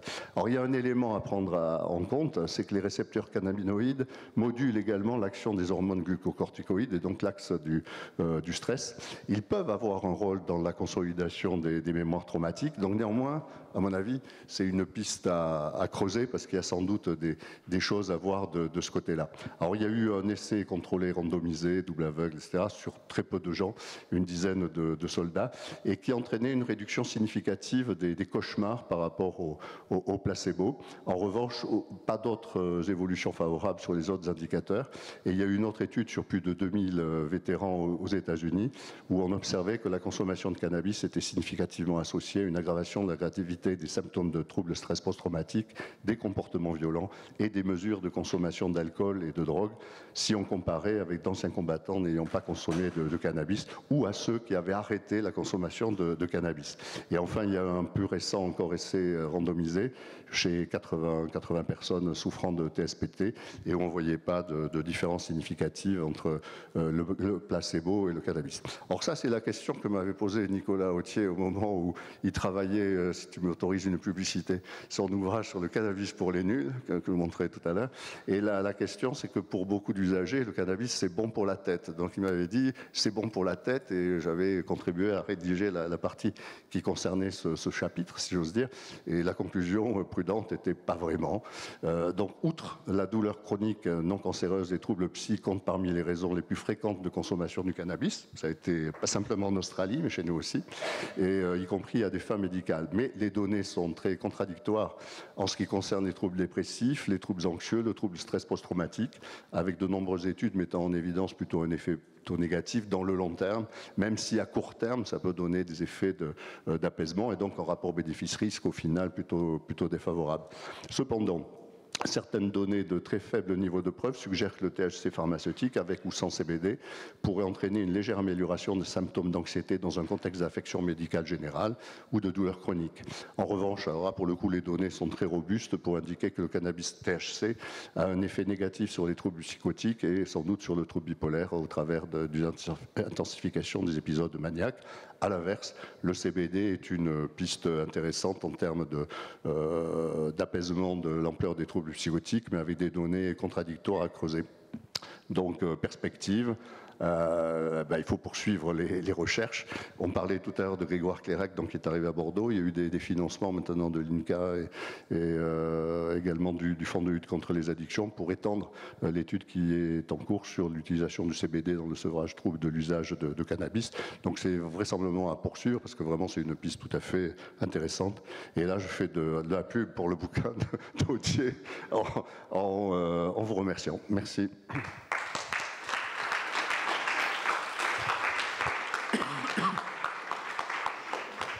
Merci beaucoup Jean-Michel. Donc je suppose que si la question était reposée pour la mise en place dans le cadre de l'expérimentation d'une indication pour les troubles mentaux, je pense que la réponse serait donc la même. Voilà, c'est-à-dire pas encore en tous les cas.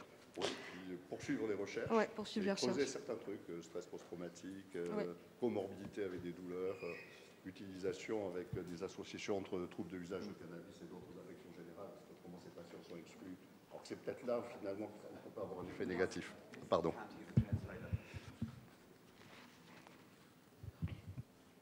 Je disais juste qu'il faudrait poursuivre les recherches. Merci. Est-ce qu'il y a des questions? Oui. Anne.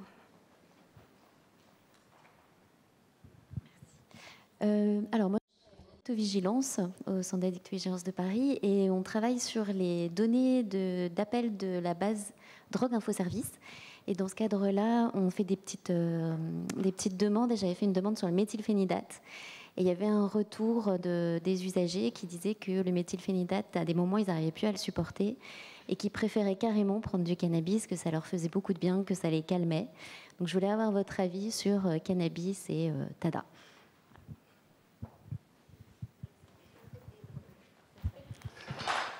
Alors là, évidemment, ce n'était pas le sujet qui m'était demandé, c'était les troubles neurodéveloppementaux. Ce que l'on sait globalement, pour aller très très vite, c'est que le fait de présenter, quand on est un enfant, surtout un trouble déficit de l'attention avec ou sans hyperactivité, accroît le risque de développer à l'adolescence une addiction. Ça, c'est parfaitement établi. Le fait de pouvoir prescrire à des enfants du méthylphénidate va réduire ce risque. Ça aussi, c'est à peu près établi, c'est-à-dire au-delà des bénéfices directs par rapport à leurs troubles déficitaires de l'attention, ils vont avoir aussi un effet un peu protecteur par rapport au risque de développer une addiction. En revanche, le méthylphénidate, surtout quand initialement il est prescrit sous forme de libération immédiate, le temps d'établir les choses, va pouvoir avoir des effets indésirables, repérables, en termes de rebond anxieux initial, en tout cas de tension intérieure, comme tous les stimulants.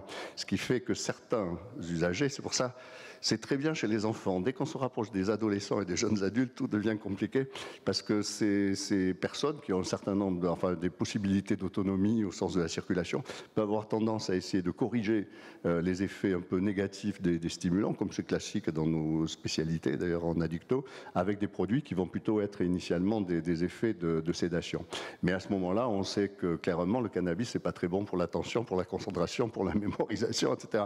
Donc on tourne toujours au même truc, c'est-à-dire le fait qu'initialement la personne puisse percevoir un effet plutôt apaisant, bénéfique, qui est classique, parce que depuis des années, on sait que les gens qui ont un TDA sont à très haut risque de développer une addiction au cannabis qui va les ralentir un peu, qui va leur permettre de moins vibrionner. Mais ce que l'on sait, c'est comme c'est un trouble qui est quand même durable, si l'usage de cannabis à ce moment-là est répété et intensifié, il risque de développer un trouble de l'usage qui fait qu'il va y avoir des périodes de sevrage, d'état affectif négatif, etc. et des complications à court terme du type trouble de la mémoire, trouble de l'attention, trouble de la concentration. Donc il faut pouvoir discuter avec les personnes sur le fait que même si... C'est pour ça que le point de vue des savoirs expérientiels, c'est bon, mais ils doivent être discutés avec des savoirs plus cliniques et les tempérer, parce que ce qui peut, dans certains cas, donner l'impression qu'on a un apaisement à court terme, risque de devoir se payer à moyen terme ou à long terme d'une aggravation du pronostic. Donc c'est ces échanges-là, à mon avis, qu'il faut avoir. Mais Mélina est peut-être une plus grande spécialiste que moi de cette question-là. Non, je ne suis pas une plus grande spécialiste, mais dans mon souvenir, effectivement, le cannabis, la question toujours, c'est est-ce que les patients qui ont un TDAH, ils sont plus attirés pour telle ou telle substance, en particulier les psychostimulants. Dans les études, mais qui datent maintenant d'il y a quelques années, le cannabis quand même ressortait comme une substance assez souvent représentée et les usagers rapportaient un effet bénéfique, non pas sur les symptômes d'inattention, mais plus sur l'hyperactivité motrice, c'est ce que tu disais, la tension interne, l'irritabilité, et que ça avait tendance quand même à les apaiser. Potentiellement, ça peut être aussi sur les questions de sommeil ou les effets secondaires des psychostimulants. Donc finalement, on va retrouver un petit peu les motivations qui ont été un peu mises en avant autour, globalement, sur l'usage autothérapeutique du cannabis.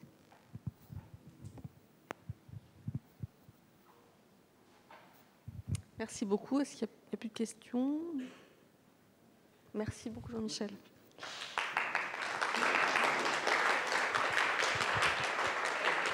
Alors, donc, pour la dernière intervention de ce symposium, nous avons le plaisir d'accueillir Marine Offray. Donc, docteur Marine Offray, qui est responsable du service du Centre régional de pharmacovigilance de Lyon, et qui, donc, à ce titre, a réalisé le suivi de pharmacovigilance et d'addictovigilance de l'expérimentation française du cannabis médical. Donc je pense que de toute façon tu vas un petit peu en parler dans l'introduction. Juste pour signaler qu'effectivement, donc, au niveau de l'Agence du médicament de la NSM, il va y avoir un 5e rapport justement qui va être bientôt évalué au niveau de la NSM concernant justement la surveillance des effets indésirables et d'addictovigilance du cannabis médical. Et juste pour préciser que donc ce travail a été mené aussi en lien avec le CIP de Lyon et donc ce travail de suivi, ce suivi en fait a été extrêmement rapproché au niveau justement de l'expérimentation. C'est-à-dire qu'en fait tous les effets indésirables relatifs au cannabis médical ont été répertoriés dans un registre. Je vais laisser de toute façon Marine développer tout ça. En tous les cas, merci beaucoup pour la collaboration, en tous les cas pendant toutes ces années sur l'expérimentation, à titre personnel aussi. Merci beaucoup. Merci Nathalie. Merci pour l'invitation. Merci à Nicolas aussi pour l'invitation. Bonjour à tous. Donc je vais vous parler des effets indésirables des médicaments à base de cannabis médical, parce que je m'occupe depuis maintenant 4 ans du suivi de l'expérimentation, donc c'est un sujet qu'on connaît bien. Donc ce suivi, il est fait par moi-même et aussi par ma collègue Cécile Chevalier, qui s'occupe plus du versant addictologique. Alors, rapidement sur l'expérimentation, parce que peut-être que tout le monde ici ne connaît pas précisément cette expérimentation du cannabis médical en France. Donc elle a été lancée en mars 2021. Elle est toujours en cours actuellement, elle est prolongée jusqu'en mars 2026, alors qu'elle devait initialement durer seulement 2 ans, mais elle a été prolongée du fait de plusieurs raisons. Donc c'est une expérimentation, c'est pas un essai clinique. Donc le but d'une expérimentation, c'est d'évaluer un peu des nouvelles politiques de santé. Et donc là, c'était évaluer la prescription de cannabis médical en France, évaluer la faisabilité d'abord du circuit de mise à disposition pour les patients, que ce soit la prescription ou la dispensation dans les pharmacies hospitalières et de ville. Et puis, c'était aussi de recueillir les premières données françaises sur l'efficacité et sur la sécurité de son utilisation dans le cadre médical. Donc moi, je vais vous présenter un peu plus ces données de sécurité. Comme le disait Nathalie, il y avait un registre pour recueillir beaucoup d'informations sur les patients, ce qui a permis quand même d'avoir un recueil assez systématisé des effets indésirables et donc quelque chose d'assez exhaustif. Juste quelques chiffres, il y avait 5 indications dans cette expérimentation que pour des pathologies réfractaires. Les douleurs neuropathiques, c'était la principale indication. Plus de 50% des patients ont été traités pour des douleurs neuropathiques dans l'expérimentation. Ensuite, les épilepsies résistantes, les symptômes rebelles en oncologie, les situations palliatives et la spasticité douloureuse. Au total, 3209 patients ont été inclus. La moyenne d'âge de ces patients elle est de 56 ans, donc c'est un âge relativement âgé. 3 ratios de THC et de CBD étaient disponibles, soit du CBD seul, du THC seul, ou des ratios équilibrés, disponibles sous forme d'huile ou sous forme d'inflorescence à vaporiser. À peu près 500 médecins prescripteurs en France ont été formés à la prescription du cannabis médical dans des centres de référence et 1400 pharmaciens en ont délivré, que ce soit en officine ou en milieu hospitalier. Alors, donc nous, on s'est posé la question de ces effets indésirables du cannabis. Bien sûr, dans le cannabis médical, il y a 2 principales molécules, comme on l'a vu, le THC et le CBD, qui ont des formules chimiques différentes et qui ont aussi des actions pharmacologiques différentes. Et donc, on attend forcément des effets indésirables différents pour le THC et le CBD. On avait aussi pas mal de données quand même dans la littérature sur ces effets indésirables du cannabis médical. Donc là, je vous ai repris une méta-analyse qui date de 2021, qui s'est intéressé aux essais cliniques randomisés en double aveugle versus placebo, évaluant donc les cannabinoïdes de synthèse ou naturelle chez les patients qui avaient 50 ans ou plus. Donc dans cette étude, c'est principalement des médicaments à base des études qui évaluaient le THC. Donc 30 études évaluaient le THC, 26 études évaluaient l'association THC-CBD et seulement 4 études évaluaient le CBD. Donc voilà, je vais plutôt vous parler des études sur le THC et l'association THC-CBD. On constate effectivement une augmentation du risque d'effets indésirables liés au traitement, ce qu'on attend. Donc pour le THC, c'était multiplié par 1,6, la combinaison CBD-THC 1,7. En revanche, ce qui est intéressant, c'est qu'il n'y avait pas d'augmentation pour les effets indésirables graves. On pourrait penser qu'il y a plus de risques d'effets indésirables graves avec le THC. Cette étude, en tout cas, cette méta-analyse ne retrouve pas ça. Et on n'avait pas non plus d'augmentation du risque de décès, ce qui est très rassurant. On avait une augmentation de l'incidence de certains effets indésirables. Avec le THC, c'était notamment la bouche sèche, les vertiges, les troubles de la coordination, la somnolence, l'euphorie. Donc ça, c'est quelque chose qu'on attend. Et avec la combinaison CBD-THC, plutôt tout ce qui est digestif, donc nausées, vomissements, somnolence, toujours la bouche sèche, les vertiges, la désorientation, la fatigue et les troubles visuels. Donc on constate bien qu'on a quand même un profil d'effet indésirable qui est différent en fonction de la présence ou non de CBD. Alors, on était particulièrement préoccupés dans cette expérimentation sur différents effets indésirables, notamment cardiovasculaires. On n'en a pas trop parlé pour le moment, mais c'est vrai que c'est quelque chose d'important à prendre en compte. On sait très bien que chez les consommateurs de cannabis récréatif, il y a un risque qui est augmenté. Donc je vous ai mis cette méta-analyse récente qui a été faite par une équipe de pharmacologie de Toulouse, qui s'est intéressé aux risques cardiovasculaires avec le cannabis et les cannabinoïdes à partir des études observationnelles. Alors, ils ont inclus une vingtaine d'études. Seulement une étude concerne le cannabis médical. Donc, la plupart des études concernent le cannabis récréatif. Et elles ont beaucoup de biais, ces études, parce qu'on ne connaît pas la quantité de THC par cannabis fumé, on ne connaît pas la composition. Souvent, c'est des patients aussi qui peuvent avoir des comorbidités, d'autres consommations.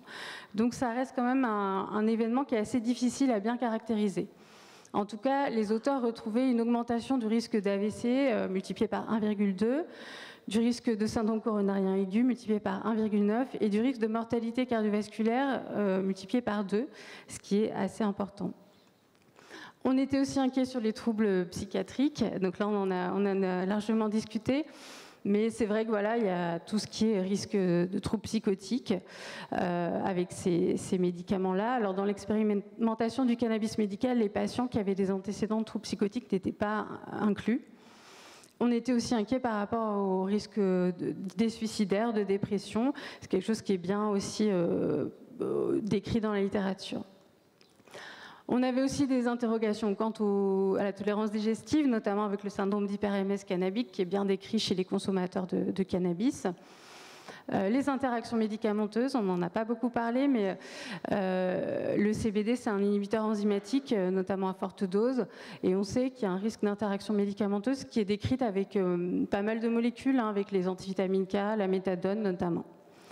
Et puis on était inquiet aussi vis-à-vis du trouble d'usage et du cannabis médical. Alors, les données de cette expérimentation, on a à peu près 37% des patients qui ont présenté au moins un effet indésirable, 2,6% qui ont présenté un effet indésirable grave. Donc, un effet indésirable grave, c'est qui entraîne le décès, l'hospitalisation, une mise en jeu du pronostic vital ou encore une incapacité. 60% de ces effets indésirables ils survenaient pendant la titration, donc c'est vraiment une période à risque. Et on a à peu près 14% des patients qui ont arrêté le cannabis médical à cause d'un effet indésirable. Sur le graphique en dessous, vous voyez, alors je ne vous ai pas tout détaillé, mais les principaux effets indésirables qui étaient rapportés, de manière attendue, c'est des troubles neurologiques d'abord, des troubles digestifs et enfin des troubles psychiatriques. Et en rouge, vous avez la part des effets indésirables graves. Donc tout d'abord des troubles neurologiques, des effets indésirables psychiatriques et enfin digestifs. Alors on avait 5 indications dans cette expérimentation et on constate de manière assez intéressante et attendue qu'on avait vraiment un profil de prescription qui était différent dans l'épilepsie. On a des patients qui sont beaucoup plus jeunes. Dans l'épilepsie, il y avait des enfants qui étaient inclus, donc forcément ça fait baisser la moyenne d'âge. Et puis dans l'épilepsie, on avait uniquement du CBD qui était prescrit à une dose moyenne de 400 mg jour. Tandis que dans les autres indications, vous voyez qu'on est à peu près à 40 mg de CBD par jour, avec des doses de THC qui varient et qui sont un petit peu plus élevées dans la spasticité, on est à 10 mg par jour. Mais ça reste des doses de CBD qui sont bien moindres que celles que vous présentiez dans votre étude sur l'alcool. Au niveau, donc ça se traduit au niveau du profil d'effets indésirables et on constate que dans l'épilepsie, on a beaucoup plus de troubles digestifs rapportés que dans les autres indications. Donc un profil d'effets indésirables probablement différent en lien avec une prescription uniquement de CBD, mais aussi à une dose assez importante. Dans tout ce qui concernait un peu ce que je vous ai présenté tout à l'heure, les choses sur lesquelles on était inquiet, on a observé 6 syndromes coronariens aigus, 3 AVC ischémiques ou accidents ischémiques transitoires chez des patients qui recevaient tous du THC. Parfois, ça survenait juste après une augmentation de dose de THC. Mais c'était des patients âgés, l'âge médian c'est 70 ans. Pour ces patients-là, et ils avaient tous des facteurs de risque cardiovasculaire. Donc c'est vrai que sur la base de ces données-là, c'est pas évident de déterminer si le cannabis a eu un effet déclencheur ou alors si ces patients ils auraient fait un accident de par leurs antécédents. Donc il faudrait faire des études un peu plus poussées, notamment avec un groupe contrôle. Donc on est en train de voir pour mettre ça en place des études pharmaco-épidémiologiques pour mieux décrire ce risque. On avait aussi des troubles des idées suicidaires, avec des comportements, des idées suicidaires, parfois chez des patients qui n'avaient que du CBD sans THC, et 50% des patients n'avaient pas d'antécédents psychiatriques. Donc de manière intéressante, dans notre groupe de travail avec la NSM, on a une patiente il y a plusieurs patients qui en font partie, et elle disait que finalement, ces patients, ils attendaient beaucoup du cannabis, parce que souvent c'était aussi un traitement un petit peu de dernier recours, et que peut-être que disait certains patients qui auraient pu avoir une efficacité moindre auraient pu présenter des troubles aussi en lien avec cette déception et tout ce qu'ils attendaient du traitement. On avait au niveau digestif, on a eu un cas de syndrome d'hyper-MS cannabique et puis un cas de pancréatite aiguë. La pancréatite aiguë, c'est bien décrit avec le cannabis récréatif, mais c'est souvent méconnu des médecins et il y a souvent une errance thérapeutique quand même pour les patients où en fait ils vont avoir plusieurs épisodes de pancréatite avant de penser au cannabis. Donc là, c'est ce qui s'est passé pour ce patient. Ils ont mis du temps à penser que c'était lié à ça. Des interactions médicamenteuses documentées, on en a eu dans ce suivi. Le CBD, c'est un inhibiteur enzymatique, ça entraîne un surdosage du médicament qu'on va dire victime. C'est bien connu, ça semble être lié à la dose. Et on avait des interactions avec les antivitamines K sans hémorragie, mais avec un INR augmenté, et une interaction avec le clobazam, qui est une interaction bien connue, qui est même utilisée en thérapeutique par les épileptologues. En termes d'addictovigilance, je présente les données de ma collègue Cécile Chevalier. Il y avait seulement 12 événements rapportés, principalement chez des patients qui étaient traités pour des douleurs neuropathiques, mais c'est la principale indication. On avait 7 cas de syndrome de sevrage chez des patients qui recevaient parfois que du CBD.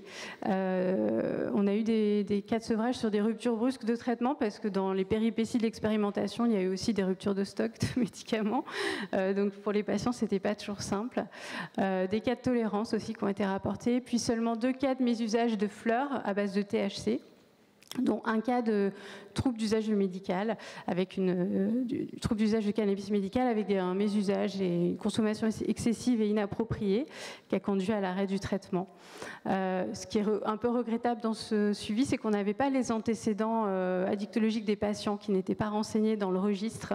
La CNIL s'y était opposée et c'est vrai que c'est embêtant pour pouvoir bien évaluer ce risque addictologique. Donc pour conclure, ce qu'on retrouve dans l'expérimentation du cannabis médical en France, c'est un profil d'effet indésirable qui est attendu par rapport au cannabis récréatif et ce qu'on connaît déjà un petit peu sur le cannabis médical. 2,6% des patients qui ont présenté un effet indésirable grave, des évaluations complémentaires qui sont nécessaires pour les événements cardiovasculaires et psychiatriques, notamment via la pharmacoépidémiologie. En France, on a la chance d'avoir un système national des données de santé qui est assez performant et donc c'est quelque chose qu'on souhaite faire avec la NSM pour vraiment mieux caractériser ces troubles cardiovasculaires. Le risque d'interaction médicamenteuse qui est à prendre en compte. Tout à l'heure, on parlait des troubles hépatiques. On n'en a pas observé dans cette expérimentation. Alors après, ça reste des doses qui sont relativement faibles, à part dans l'épilepsie, mais en tout cas, on n'a pas observé d'atteinte hépatique. Et sur le plan addictologique, une vigilance accrue des patients sous THC, et s'il y a une généralisation qui survient du cannabis médical en France, il faudra vraiment mettre à disposition une échelle de repérage addictologique voilà, au moment où ce sera mis en place, on l'espère. Voilà. Merci pour votre attention.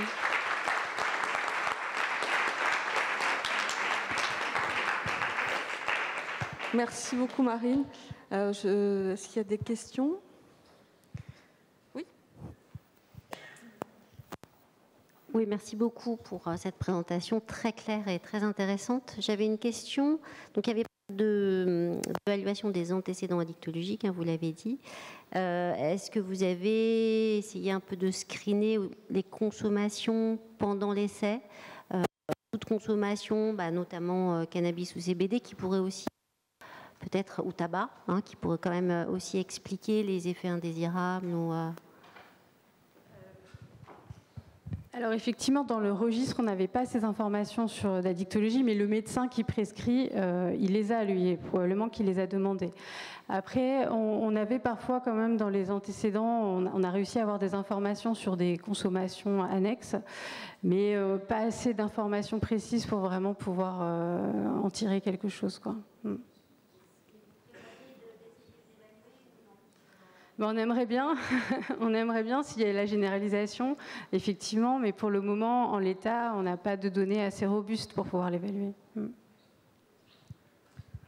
Puisqu'on en parle, je vais quand même en dire un petit mot concernant la généralisation, la future généralisation du cannabis médical, juste pour vous préciser que le cannabis médical maintenant figure dans le Code de la santé publique, puisque la loi de financement de la sécurité sociale pour 2024 a introduit le cannabis médical dans la liste des médicaments dans le Code de la santé publique. Alors ce qu'on attend maintenant, c'est en fait un décret et 2 arrêtés qui vont permettre justement aux opérateurs de déposer des dossiers de cannabis pour une mise sur le marché de médicaments à base de cannabis de façon à ce qu'ils puissent être prescrits. Alors ça, je ne vais pas dire que c'est de la science-fiction, parce que normalement, ça devrait arriver quand même, je pense, dans les prochaines semaines. C'est vrai qu'il y a eu, comme tu l'as dit, beaucoup d'aléas dans l'expérimentation.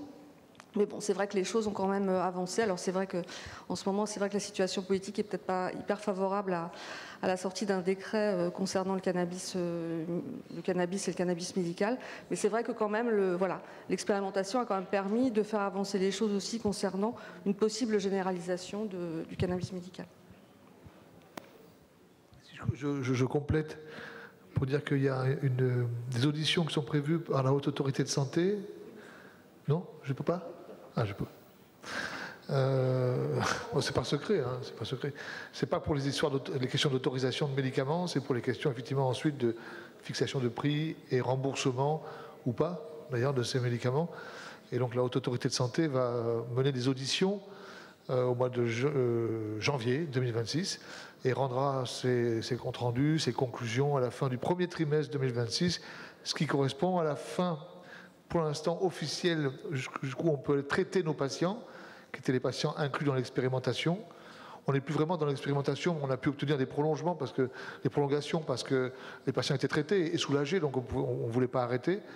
Et donc probablement qu'à partir du mois de mars, tout ne sera pas réglé. Et donc il va falloir enduire encore une prolongation pour traiter les patients, peut-être jusqu'à la fin de l'année 2026. Et puis, je vais le dire autrement, mais il faut quand même espérer que le décret permettant les autorisations, si possible, n'attende pas l'avis de la HAS, parce que c'est des choses indépendantes en réalité. L'agence autorise les médicaments et ensuite d'autres institutions travaillent sur les prix et le remboursement. Et ça va être un vrai sujet. Il ne faut pas minorer ça. Je pense que le plus dur est peut-être devant nous. Sur un plan autorisation, sur un plan... je pense que voilà, c'est peut-être pas le plus long qui est devant nous, mais c'est peut-être pas le plus facile. Oui, juste pour vraiment préciser qu'en fait, le décret va vraiment permettre le dépôt de dossier, donc, et puis également, alors aussi quelque chose de peut-être de complémentaire dont on n'a pas du tout parlé, c'est aussi ça sera aussi la possibilité pour la France en fait de cultiver du cannabis médical. Et ça sera l'autre arrêté qui normalement devra accompagner le décret, et donc qui permettra la production française, parce qu'actuellement la production de cannabis, même médical, est interdite. Et voilà, donc on a également ce texte-là qui devrait également être publié, mais là on ne peut jurer de rien. Et c'est vrai que là, surtout, et comme tu le disais, il y a à peu près, je dirais, environ encore 1000 patients qui sont traités actuellement par cannabis médical. Et donc, bien sûr, on ne veut pas interrompre le traitement, d'où la prolongation actuelle. Voilà. Merci. Merci à tous.